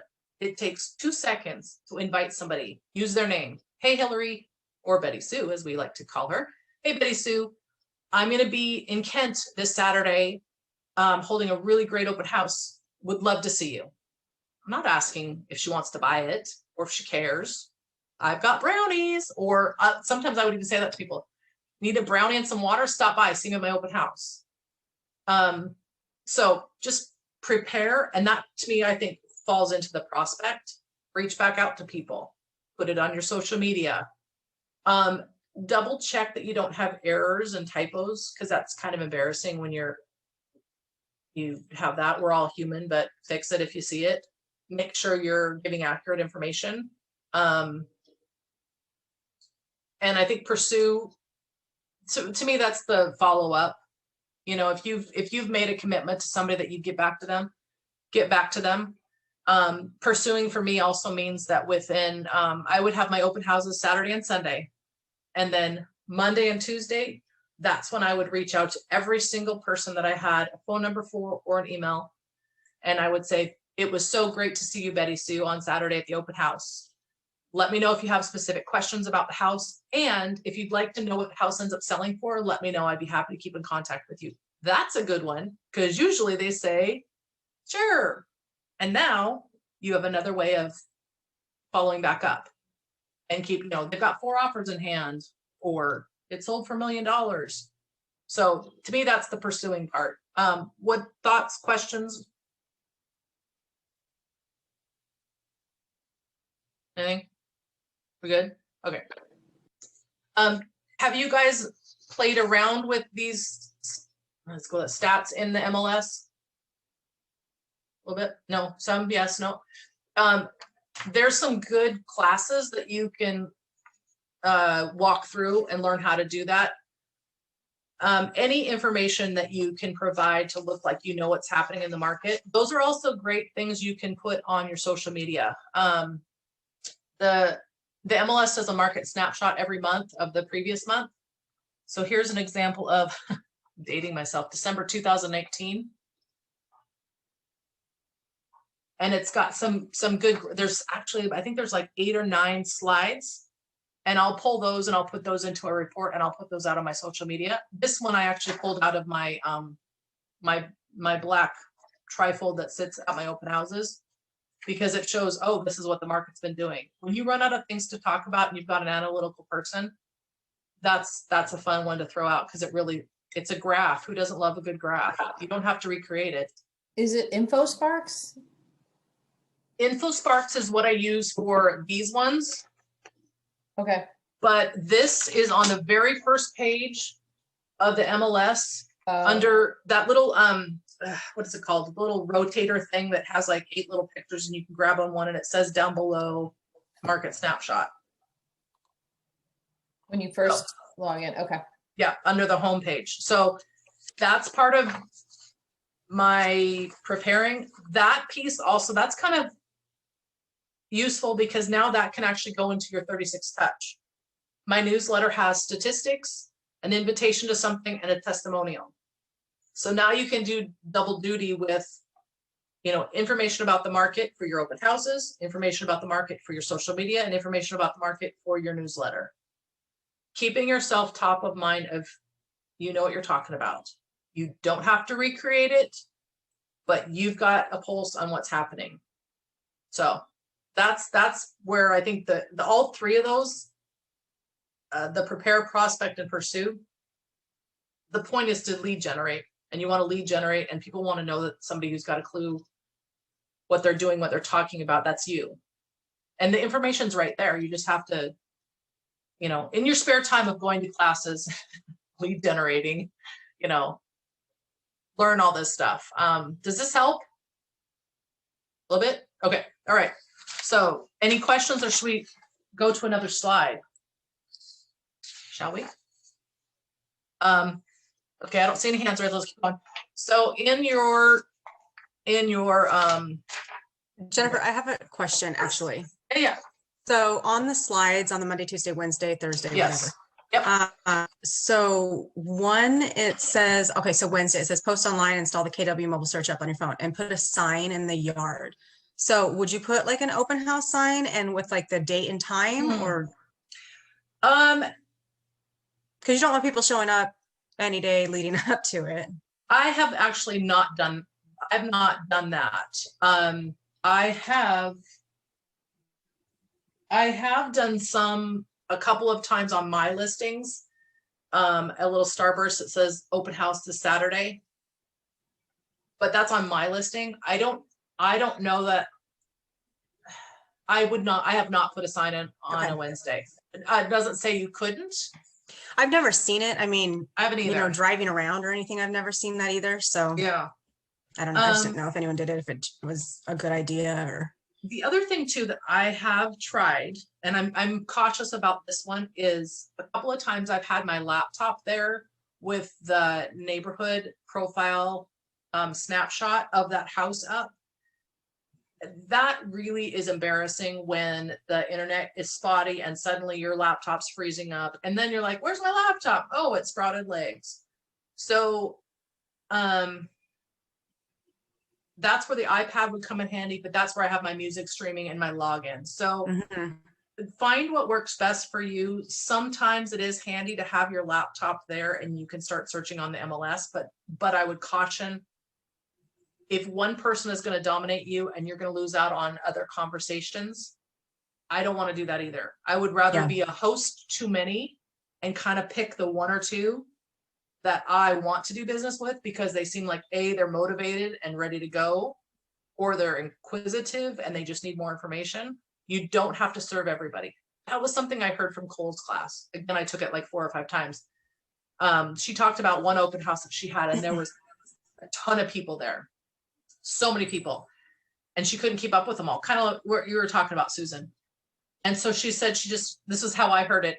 It might be different when you hear it, when you take her class. She kind of stood back and looked at who she could connect with. And she ended up connecting with somebody. And they're still her friends to this day. And she's done several transactions with them. And her takeaway from that was, you don't have to serve everybody in that room. Find one or two people that you will make that connection with, and that moved the ball forward. And to me, that took the pressure off of, I don't have to be the new best friend to everybody. Chris, go for it. No, one thing I was going to say is with what I've started doing that I got tips from other agents to do is find almost every home you can in the area, print out a couple copies of the MLS printouts for those. Yeah. Because as I said, most people aren't there to actually buy that home, right? Correct. Most people are looking, they're not going to buy that home. But if you already have, hey, these are also all the other similar homes, how about after the open house, let's go and check some of these out. I can schedule a showing, means you can go in there and check that out. Yep. You're already ready. You're already like, oh, you like this home, this find them one similar bedrooms, bathrooms, square footage, price range, and just have them ready so that you're like, I don't know if this is the one for me. Oh, that's okay. How about these? I brought these with me. These are nearby areas, and kind of already know where they are. So that you have, more value than just being the person who let them in this house. Yep, absolutely. Yeah, you're the expert. And you can also, I do the thumbnails because I don't want to hand them a ream of paper, plus that it gets expensive. I'll do the thumbnails, and I'll also include ones that are pending inspection to prove the point, especially right now.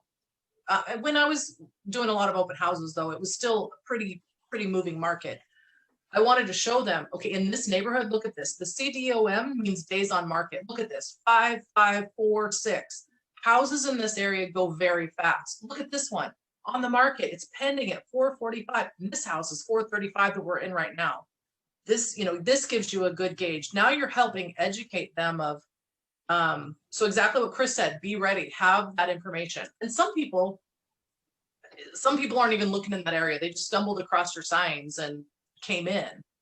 That happened to me. I was in Black Diamond. A couple walked in, $900,000 house. They had no idea what the price point was, but they walked in and they were like, whoa, this is too big for us. And I said, oh, too big for you. What are you looking for? Perfect lead in. What are you looking for? And they said, well, all of our kids have grown. We had a blended family. It's just us two now. Oh, where do you live? Well, we live in Kent. Oh my gosh. I lived in this area for a million years. Okay, so this is too big. So tell me, what's your perfect house? And we start down that path. And then I did exactly what you did, Chris. I said, okay, my open house ends at 4. They said, well, we found this one house nearby. And I said, I'm done at 4. Let me see if I can make a tour for us. Why don't you guys wander around? Let me know what you think. I know this isn't the right house, but I'd love your feedback. Always make them feel important. Come back and I'll let you know if I have an appointment for us. They came back down the stairs and I was like, can you meet at 5 o'clock at this house? Yes. Okay, great. I've got a tour set up for us. I ended up selling their house, helping them buy a new house, all because they stumbled into a house that they had no idea what the price point was, but it was just make yourself available. And I didn't know the house they were talking about because we can't possibly know everything that's on the market. Like, seriously, we can't. I shouldn't say we can't.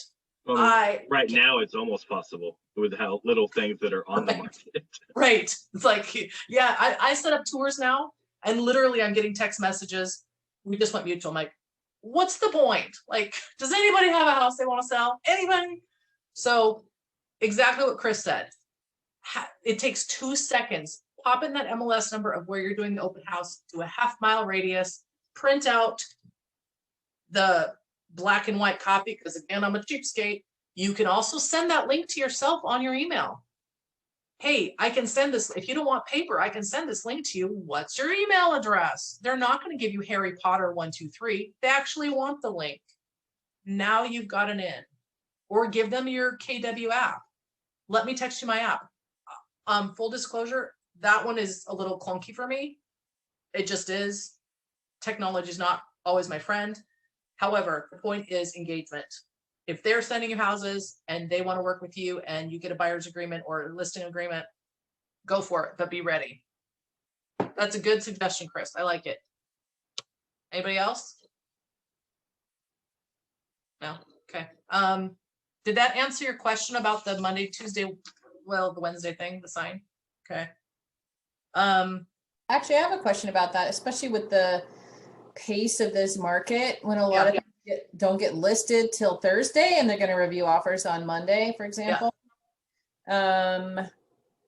How would we even schedule an open house if we don't even know about it till Thursday? Or can we ask some of our favorite agents in advance, have you got anything coming up?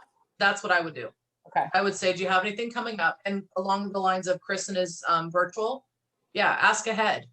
Who's got an open house? Now, here's the thing is, as I was getting my open houses figured out and dialed in, I didn't have agents reaching out to me. Yeah. A couple months into it, when they would see how I advertised, how I made it a party, how I followed up, I would also do fun pictures of, got this from Wendy Lunt, can't take credit, love Wendy Lunt. I would take pictures of all the shoes at my open house and go, that was fun. What a success. They have no idea where I was at, but they saw that I drew a crowd because of shoes. Or I'd take a picture of my favorite shoes. I always I like red shoes. I just do. That's just something about me. I would take my shoes, just starting an open house, nothing like wearing your favorite pair of shoes to make you feel successful. Something corny like that. Chris, I don't recommend you put red pumps on and do that. You might give the wrong message. I mean, it depends on the audience. It could be the right message. You know what? I say let's try it. Let's see what happens. You're gonna go viral. Give me the credit though. I want the credit. So I had agents calling me saying, I've got a listing coming on. Will you hold my open? Because they knew that I wasn't trying to steal their clients. Not the message at all. I was trying to promote their listing. And there were times that when I would pull up the Google map and I would see where it was, or I'd see that it was next to a junkyard, or I'd see it was next to a whatever. If I didn't feel like I could sell this house, I would say, I don't think this is the right fit for me. Make a good business decision for you. Just because someone asks you to do something doesn't mean you need to. All right, I see that hand. Morgan. Quick question. Oh, sorry. Sorry, Ed, I didn't see your hand.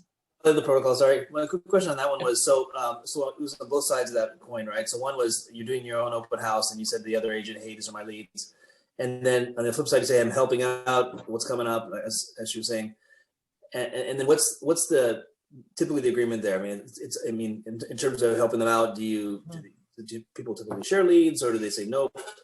Like you were saying before, these are all, so in other words, you get the practice, of course, to doing it, which is great, but these are all the listing agents, right? So on my particular listings that I would actually want other agents to hold my listings open. I want a fresh perspective. Now there was one house in particular I wanted to do the open house. I loved that neighborhood. I wanted to speak to that neighborhood. I wanted to sell that neighborhood. Right. Again, that's why I love Keller Williams, is it's inclusive. It's everybody, let's help each other. I know full well that if someone's going to sit at my open house, they're doing the work. Those are their leads completely. Okay. I'm still the listing agent. I will never do a dual deal. I won't. I want nothing to do with that. And I've had people come in saying, I want to buy this. And I would actually say, I don't do double siding of the listing and sale. I will connect you with one of my colleagues that will take good care of you. But my understanding is, and how I approach it is and how it's been handled with me is when I hold an open house for another agent, those are my leads. Got it. They just are. I'm there. I'm doing the work. I'm making the connection. If I'm having a newer person shadow me, I have the conversation. It's awkward, because I don't want to look like I'm not, I want to always come with open hands, but I'm doing this for a reason. So the shadows people know that these are my listings, come follow, talk, whatever, but don't give your card out. This is my thing. Shadows versus doing it for you completely. I get it. Did that answer the question? Totally. Thank you. Okay. And I'm not a curmudgeon and I'm not a selfish person. That's not my message. So don't everybody block me. Morgan, I see your hands. It was just along the same line. So is it just all dependent on the listing agent on whether if you hold their open house, whether or not the leads go to them? Because like if I hold a virtual open house, I would have to clear it with the agent, whether or not all the leads would go to them or if I get to keep it. That's just something I'd have to bring up to them. Yeah, and I would have that conversation early on. I have that conversation when agents are covering for me and I go on vacation, which I don't do very often and I need to get better about. I want to get ahead of those conversations because this is a small industry. This is a small world. And the last thing you want is some miscommunication about whose lead that was, because at the end of the day, we want leads so that we can close deals, so we can pay our bills. If you think you're going to keep all those leads, then you make such a great connection. And then suddenly you find out, no, Morgan, that's my listing. I like that leaves an icky feeling in everybody's mouth. And it's not what you want. So maybe the question is, what are your expectations for the leads gleaned from my virtual open house? Let them tell you, oh my gosh, those are yours to keep. Okay. Do you mind if I follow that up in writing? So we're all on the same page. Okay. What we hear on the phone or on it may not be what the other person heard. So I'm a big believer in let's talk about it, because you can't sometimes get the flavor in text or email. Let's talk about it. And then if you don't mind, so I'm on the same page, can I email so we're in agreement? Yes, that's what I do. Does that help? Yeah. Oh yeah. Thank you. Thank you. Yeah. Because if you're doing an open house, you're doing it to get the leads. And you don't know where those leads are. That's the exciting thing. Like I wish I could sit here and tell you and show you all the different leads I've gotten that I didn't even expect them to be leads. And it's like, okay, this is a really great source of growing your business, both out on the web and in person. Chris, I see your hand. No, I was just going to say that if you talk to the agent and that person says anything about you can't have the leads, one, you shouldn't be doing their open houses. But the majority of people who are going to offer up their listings for you to do it already have the expectation that if they're not there, so you're not shadowing at that point, you're holding it yourself, that they all belong to you, everything. And they'll probably normally call you, like all the ones I've done for other agents, they'll call afterwards to be like, hey, how did it go? Do we have a good turnout? Let's ask a bunch of questions. Is anyone interested in putting an offer in? Anything like that. But they never once have asked like, hey, can I get their information? Or hey, anything like that. So if they're offering to have it, I mean, you should always ask the question, but most of the time they already expect that they're not getting any of those leads. One of the reasons, ways too, that an agent will reach out to you because they like how you do the open house is the communication. Like, what does the seller want to know? How many people came through? Is anyone going to write it up? So after an open house would end, I would, before I pulled away, or as I was pulling away, house is locked up, open house went great, 45 people showed up, 3 had agents, couple sounded interested. What agent doesn't want you to hold their open house? You have literally taken an afternoon of work. They can literally take, I gotta stop saying literally, it's a drinking game, take a sip of water every time I say literally or goodwill. They could take my text message and pop it over to a text message to the seller. Now the seller feels like their listing's a priority. 45 people came through. Some are interested in writing it up. I like to, somebody asked, Susan, I think it was you. What's your final question as they're leaving? I like to say, what are your thoughts about this listing? Good, bad, or ugly?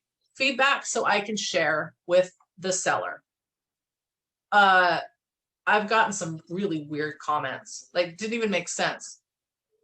That window is too clear. Okay. All right. Carry on. Thank you so much. I will make a note that window is too clear. I'm being facetious, but when you ask the open-ended question of, hey, Jeff, what feedback do you have that I can share about your experience here today? Without judgment. You don't care if the window's clear or smudgy. But if someone says, if you get 3 comments of, I smell cat, good information to share. Someone smells a kitty cat, do something about it. Not your listing, but you can certainly share. So following up. And then are you just keeping like a pad of paper to jot those down really quick somewhere? Yeah, I You're walk like running around. out the house. You got like 8 seconds to say Yep. thank you. Yeah, I've got this pad of paper and it's scary looking on the counter, but I keep it there because I write all sorts of weird Yeah. notes. Okay. Or sometimes someone will say, I'll have a couple people there and I'll say, let me text that to you. What's your number? Yeah. Write it here rather than looking disinterested and grabbing my phone. Oh, the other tip. This is, sorry, less hands. I take a picture of my business card. And that's a great way of, rather than give you my business card right now, what's your cell number? Let me text it to you so you have this. Or if somebody comes through your open house and they have an agent, oh my gosh, what's your agent's name? Let me text her my card right now. So if they have any questions, they can come to me directly. That's a great way also to invite that agent to any KW events or follow up with that agent, or you might really like that agent. Or you might end up doing a deal with that agent and now you've got that connection. So anything digital, I think is huge. So because I think this slide is important, speaking of calling and texting, the do not call registry, read that because it is valid. Don't call people you're not supposed to call. It's bad. The end. Just so you know, if you do not have to scrub, anyone who signs in at your open house is willingly giving up their contact information. Yeah. So even if they are on the do not call registry, you are still allowed to call them because they have given you that information.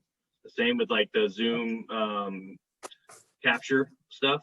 So if someone logs into like your virtual open house or something like that, and they've willingly put in their information, you can call them even if they're on the do not call registry. So you don't have to scrub those names or numbers against the registry itself. Does that same thing apply to Facebook leads? Any online leads that come through? If they entered their information willingly, then yes, it applies the same way. The only time you have to scrub against the do not call registry is if you are pulling the information from another, like a third party or another source. Right. So like if you're, cold calling or circle marketing or whatever you want to call it, then you have to scrub it. But as long as they have willingly given you that information, you do not have to scrub, because it's the same thing as someone, on the street handing you their phone number. Doesn't matter if they're on the do not call registry, they gave you their phone number. Right. So there's an intent to be called, otherwise they wouldn't enter their information. Yep. Thank you. I would be prepared. There's a couple of times I have called, somebody did enter their information. I did a Facebook ad and they got several paces in and entered their information. And so I followed up and it was on a specific house. I felt like it was the worst call ever. She went up one side and down the other. Why was I calling? And I was like, oh my good gracious, you need to stop clicking so much on Facebook. So I literally had to shake it off and go, okay, don't take it personally. Take your own advice. Step away from the crazy. You don't want to work with her. Delete that number out. But I was like, you entered it I didn't say that. I just was like, I apologize, Betty Sue. Do not call me by my first name. I'm like, oh God, I'm sorry. I got yelled at for calling her name. Okay, somebody did not get her Wheaties. Somebody is unhappy. So I just I apologize for wasting your time. I did not use her name as I hung up. It was ugly. So that is good information about the scrubbing. Just be aware. And if someone says, please don't call me, graciously get off the phone and say, understood, and don't call them. Don't be a pest. Nobody wants a pest. I think one of the things that I did when I ran a Facebook ad and I had somebody go off on me for calling them is I was just okay, for a second, can I ask you a couple questions? This is the first time I've ran a Facebook ad. I want to know how they do it. Did you just click on it and that's how I got your information? Or did you put it in? Can you help me so that I cannot that's a good idea. have, you know what I mean? I turned it into, oh my God, can you help me? Kind of a thing. Cause then they calm down. Oh, I wish I would have thought of that. Okay. And then I actually got to learn more about how to, because I did it, that one ad, I did it through command instead of doing it in Facebook myself. So they're different. They're set up different. So I got to learn a little bit about it too. How did it work? What did they say? Yeah.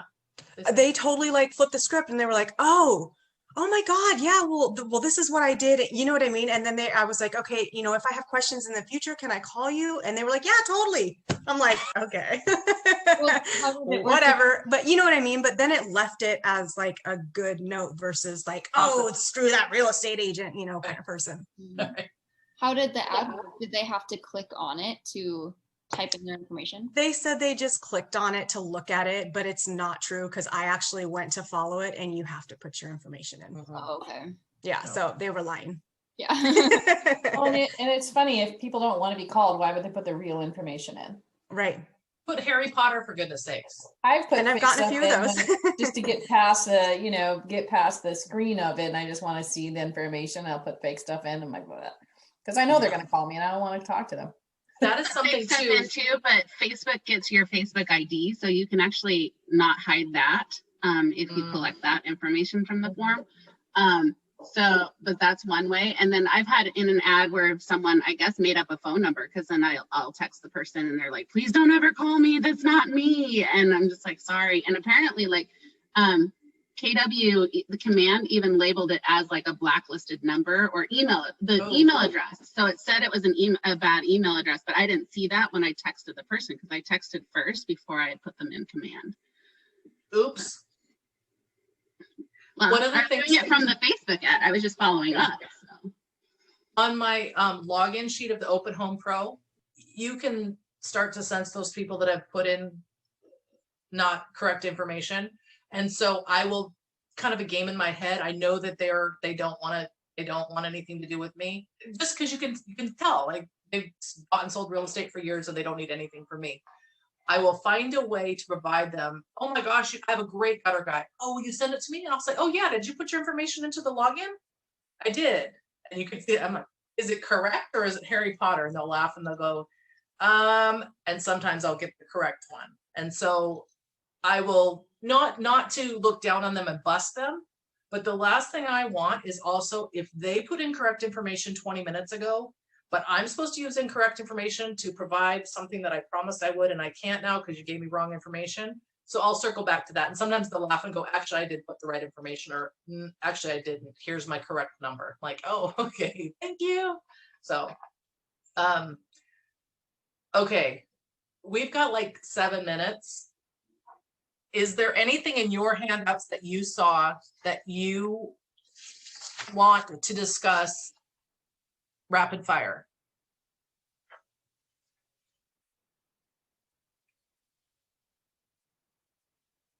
Anything?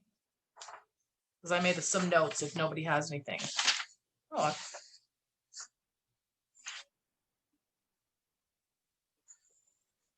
I have a question. So with like the COVID rules of not being able to really knock on doors or whatever, so if you're promoting, say we go back to actual open houses soon, and so it's not a virtual open house, but you're going around to the neighbors and promoting that there's going to be an open house in the neighborhood.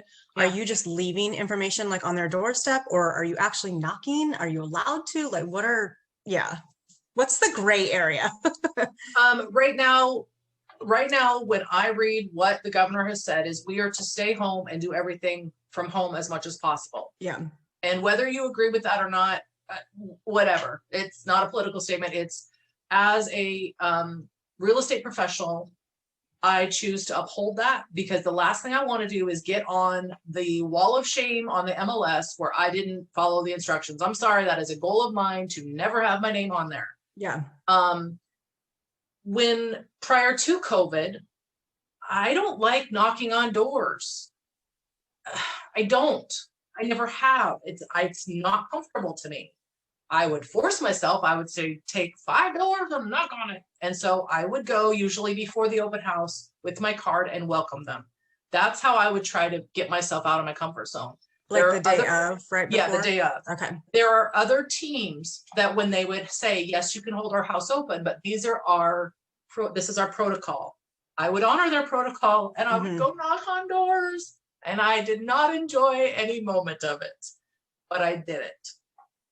Because if I'm going to hold your house open and you want me to do steps 1 through 10 for your team, and because that's what you promised your sellers, I will do it.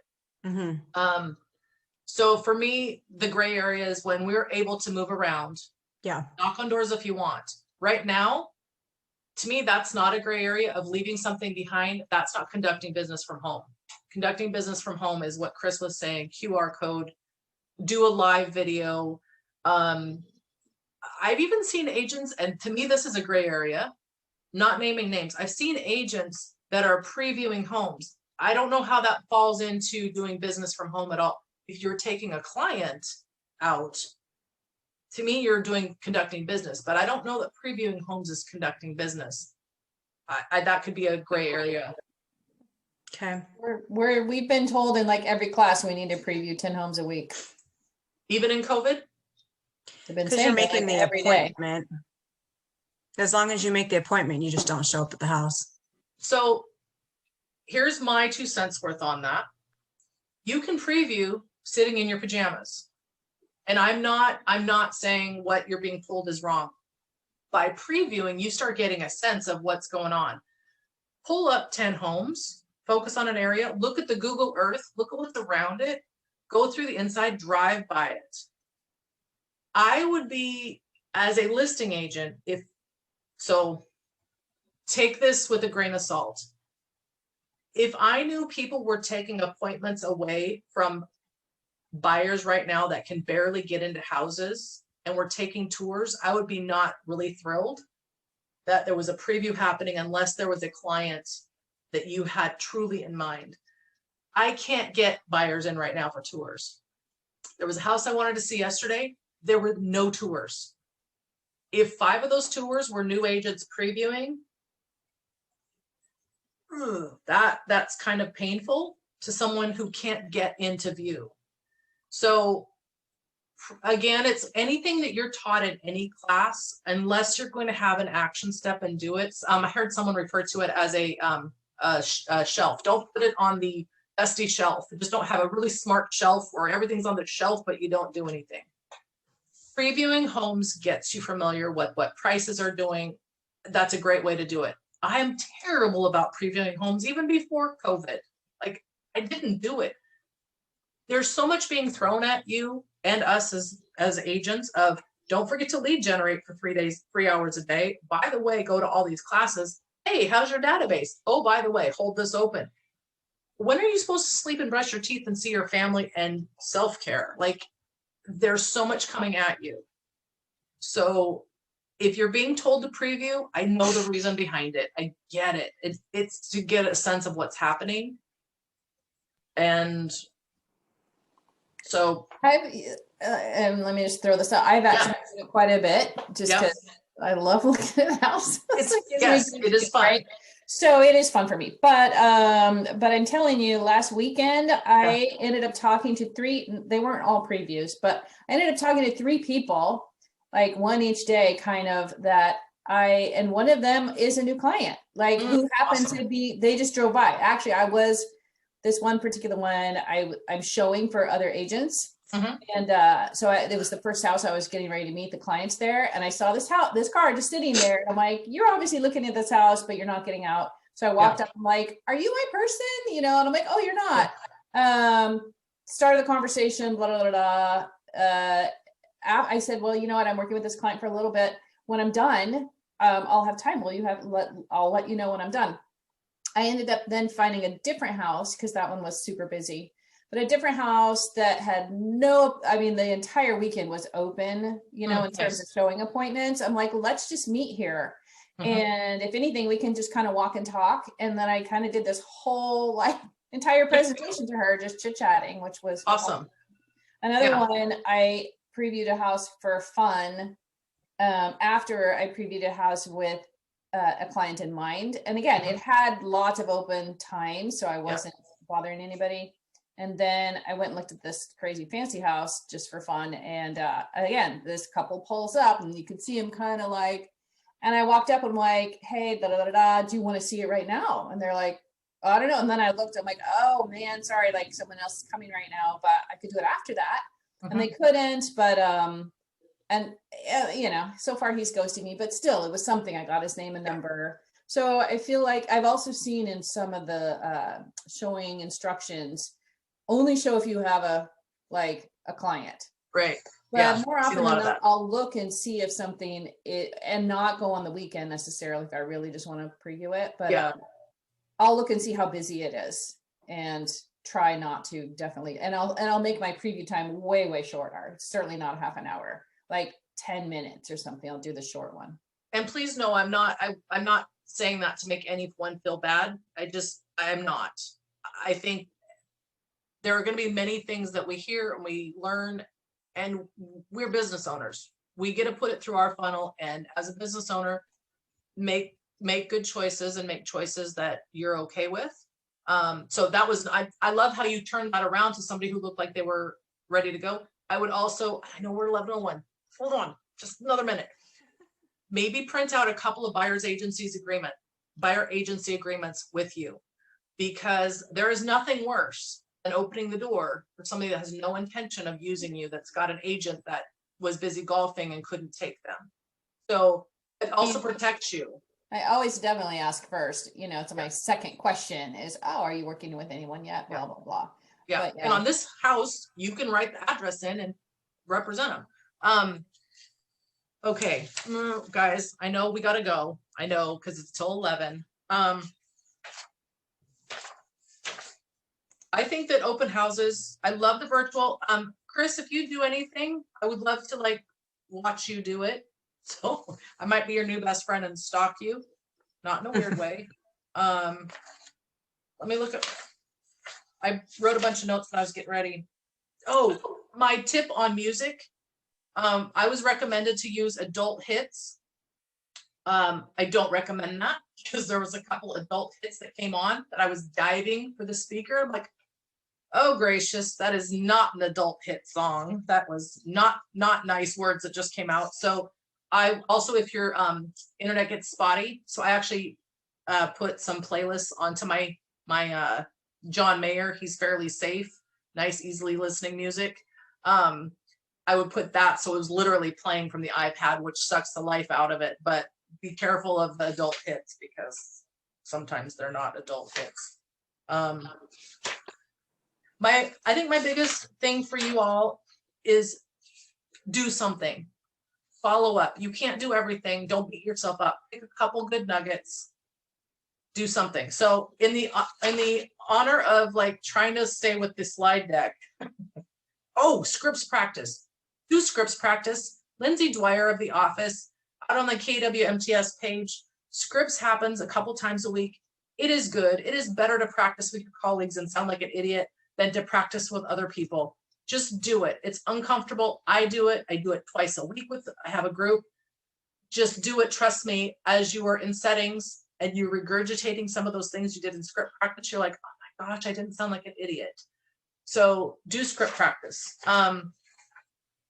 Tell me, can y'all give an aha of what you thought? Something from today that helped?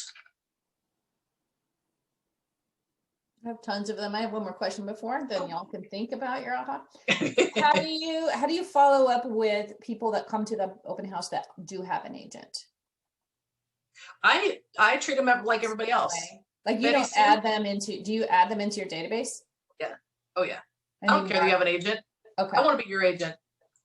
I want to be your agent. If you have 5 agents, I will be really clear when you say, take me to see a house. Here's how I do my business. I'll usually, again, because I have humor, I'll say, do you ever watch that tacky show, The Bachelor? And if they're like, oh, no, I would never. I'm like, I would never either. But I hear on there, they give a rose. Would you accept my rose? And usually the people that watch it know what I'm talking about. And I'll say, I enter into partnership. So I will make it clear, if you've got a looky-loo that's going to look forever, make a good business decision. Those people that have agents, Betty Sue, I'm so glad you came in. If you have any questions, you let me know. Leave it at that. I don't care that she has an agent. Her agent could be your great Aunt Martha, who's getting out of the business. So yeah, I treat them all the same. Isn't it illegal though to solicit other people's clients?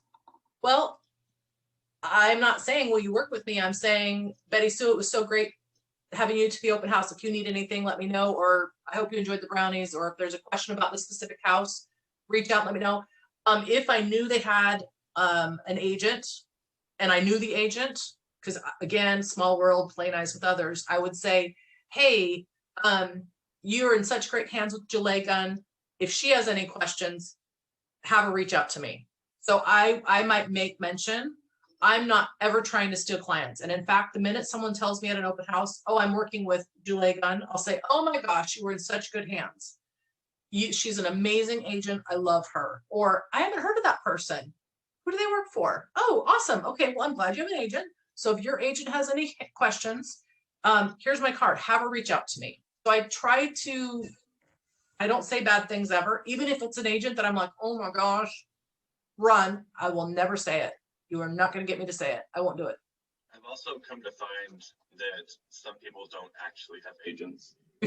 They lie? Yeah, 90% of the time. No. Yes, they do. They lie. Isn't it though too, like you cannot solicit a listing? Like if it's a house that's on the market, you can't touch it. But if it's a buyer's representation, you can always say, if something doesn't work out, let me know. You're not to go after any seller, period. Right. Yeah. But I'm saying on the buyer's side, so if someone's looking at houses to buy, but they say they have an agent, you can say to them, if nothing works out, let me know. Or if something if they have an agent, I'll say, oh, have you signed a buyer's agency agreement with them? Yeah. And oftentimes they'll be like, what's that? That tells me they didn't. Yeah. And, oh, that's something I do to enter into a business relationship with my clients. And that kind of sets you apart. Either they're going to be like, I ain't going with her because I don't want to be tied in because I like having 10 agents. Or they're like, oh, tell me more about that. So yeah, I'm really careful with that. I don't ever want to look like I'm a shark circling anybody. I want to help people. And in August, I had 4 deals that I was helping 4 different people in different aspects. All the deals went away because 2 of them were tenants. And I said, hey, why don't you reach out to your landlord and see, you're in a great house. If you love that house, why don't you see if you can make a deal? They did. They bought their house from their landlord. Okay, if I was about the almighty dollar, I would have never suggested that. I would have had them pre-approved and had them out looking. There were two other deals like that. It was not a good decision for the client to do anything. And it just wasn't. So I like to help. And I feel like I come from that place of help or service, no matter who you are, even if it's another agent. Like there are a lot of agents that don't have Keller Williams resources. Why not be a resource for them? Invite them to a class. Heavens to Betsy. This is free. I think, is Ignite free? I think it is. Is it? Okay, thought it was. Unless you want the clock hours. And then it's right. Okay. How nice would it be for a new agent to be able to come sit in on this? Or one of the other classes that you guys have taken? Like, I look at if I can help another agent, and I've become friends in COVID with other agents from other brokerages, and they're like, why are you so nice? I'm like, I don't know. My husband doesn't think so. Tell him that. My kids don't think that. How can we help people? This is a service business. You know, we're still business owners. You don't have to be everybody's BFF, but you can help new agents. You can help buyers. You can help sellers. You can help lots of people. You can help vendors. Help promote them. You never know. I'm trying to use the line, hey, if I can be a resource in any way. So it's not like, hey, I want you to work with me and I'm going to sell a house for you. But if I can just be a resource in any way, here's my contact. Don't hesitate to reach out. I will use that too if they say, oh, I'm working with an agent who's going to sell our house. Okay. Oh, I'm so glad you're in good hands. If you have any questions, I never want to step on toes, and I will say those words. I don't want to step on toes. If you need a second opinion or you want to, something doesn't sound right, call me. So it's not, I'm trying to steal their clients because I don't want someone doing that to me. Karma's not nice. So play nice with others. All right, it's 11:10. I've done the unpardonable. Tell me some aha, so I know that somebody got something good out of it. I just loved everything that you had to say about open houses, and like the brownie thing. My parents told us that when they sold their house when we were kids, they had spaghetti that they were making, and they swear that's where they sold their house. Yep. Like home. Yeah, exactly. Yep. Just gives it that homey feel. So yep. That's good. Good. I'm glad that food helps sell your parents. See, food helps sell the house. Yeah. And that's a great social media post. Sometimes I've taken a picture of the brownies. Gonna sell a house today. It's a picture of brownies, but go in with that mindset. I'm going to get a client today. I'm going to help somebody today. There were times that as I'm driving to my open houses, I had the world's worst attitude. Like all I wanted to do was be on the couch. I didn't want to be working. Everybody else was having time off on Saturday and Sunday, and poor me. And I was like, oh my gosh, you better flip your mindset really fast. So my faith is really huge. And so there were times that I'd be driving with my teeth gritted going, dear Jesus, help me be nice today. And then suddenly I'd be like, okay, my teeth are not gritted anymore. Help me be a light to somebody. Help me be kind to somebody. Help me be a resource to somebody. And I cannot tell you the different times that it was like, I would walk away from my open houses feeling like my bucket had been filled up, because I heard all sorts of stories. And not that I was a therapist. That's not the point. You can be a light to somebody. You can be a resource for somebody. You can just be kind to somebody. You can be an agent that stands out and be a nice, kind person without a lot of effort. And sometimes it is just giving them a brownie. Sometimes it is just a glass of water. Sometimes it's listening to them or remembering their name. So without gritted teeth, I then started driving and being grateful that I had signs I could put on the street. I was grateful somebody stole my balloons. Really? Taking my balloons. It's an opportunity to connect with people. And I think now more than ever, you have that ability, whether it's virtual or not. Okay, that was a great aha. Any more? Can we have like one or two more? I like the shoe thing. Oh, for yeah. sure. Yeah. I mean, you had a lot of great things, but I really like the shoe thing. The shoe things are good. Our safety is huge. There were times that I was really uncomfortable. Doors are left open. Weird people show up. I had one gal that would come to my multiple open houses, the one who I'm selling her parents' house. She showed up towards the end of one of my open houses, and there was a weird man that showed up. And I looked at her and I was like, Hillary, can you stay another minute? And she knew, like, that our spidey sense, like, this was a weird guy. And she stayed. And afterwards I was like, thank you. Thank you. Thank you. So yeah, shoot is good. All right, one more, and then you gotta go because you've got stuff to do. I appreciated it all. Sorry, Morgan. One of our teachers said the other day about lead gen, and there's 100 different ways to do it. Find the things that you love and that you're good at. And I've been realizing through different experiences lately, my number one is in person. That's where I shine and I get all my energy. So I can't wait for open houses to come back, and it's going to be like the top of my list of, lead gen. But short of that, I'm going to really look into doing virtuals until then, which I hadn't really considered yet. I was like, that doesn't seem effective. And now I'm like, all right, maybe I should. Can I touch on something Amanda just put in the chat to me? Can I say it out loud, Amanda? Oh yeah, go for it. Here's something that I've done a lot in COVID is I was interviewing small businesses in Renton, and that got me a lot of engagement in the community. Was not about me. Don't make yourself the hero, make the business. But tonight I'm doing an estate planning class with an attorney. It's not about me. I just invited him in. I'm the hostess, but he's doing all the talking. I've got 15 people that are signed up. No one's going to be on camera but us. Find things, find a title rep that you could do, or find a stager that you could do a 30-minute staging with Susan. There we go. Daily, let's see what Danielle, what can we do? Daily data with Danielle. 5 minutes of what's happening in the market moment with Morgan. Homes with Heather. Heather finds your 3 favorite homes of the week. Oh my gosh. Who wants to go on a tour with me? Who's serious and pre-approved? Like, so if Amanda, you found me on social media, text me and I'll text you the link. If anyone else wants the link, this estate planning is going to be good, but the reason I'm doing it is I want to be a resource. So I invited my sphere. I sent my newsletter out inviting people to this thing tonight. It's not about me. It's about being a resource. Find other ways that you can become an expert of, like the guy whose daughter's car was stolen. He called me for a locksmith. Like, okay, fine. I sell houses and apparently I help with locksmiths. I'm not an attorney, but I will connect you with one. What time is your estate planning thing up? 6:30 to 7, and you're not on camera. So you can do it in your pajamas with a glass of wine. I know people are my zoomed kids out. calling on me. What's that? With I your said kids? with my kids crawling Yeah. on me.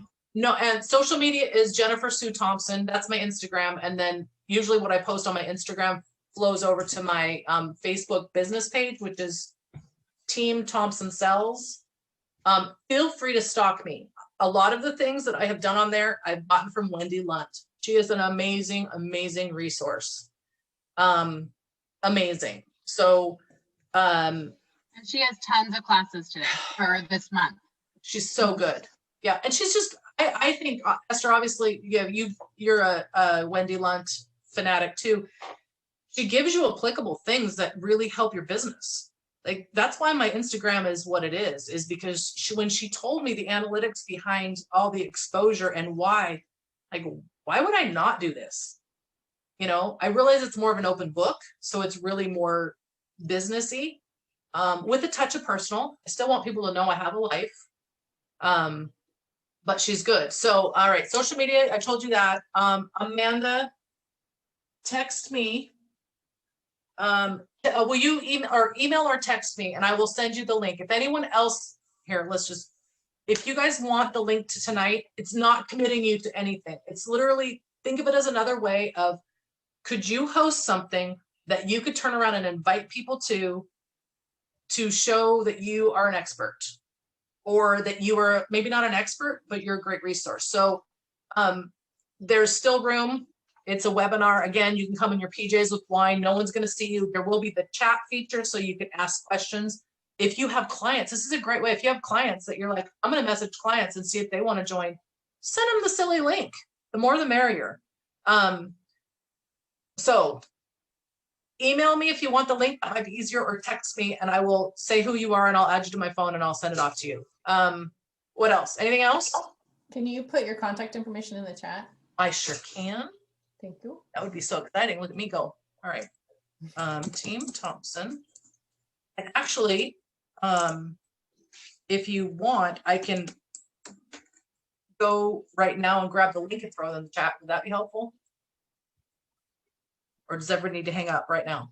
Because I'm totally cool with that. I think you're good. I'm good. Okay. It's valuable information. I'm good. Okay, then give me 2 seconds and I'm gonna go grab it. I can't talk. And I think my personal Facebook might be open, so you can always friend me there if you want. My personal is not very exciting, but it's what it is. Okay. Oh, I have 3 friend requests. Is any of it you? Susan Larson, look Yes. at you. Okay. Heather, is that? Oh, that's you. Look at you. I'm like, oh, I got new friends. Okay. Let me go back to it. That's always a good day. I have new friends today. New friends. Okay. I'm scrolling down, and then I say rip off and copy anything you want on my stuff, honestly. Let's see if I can pull this.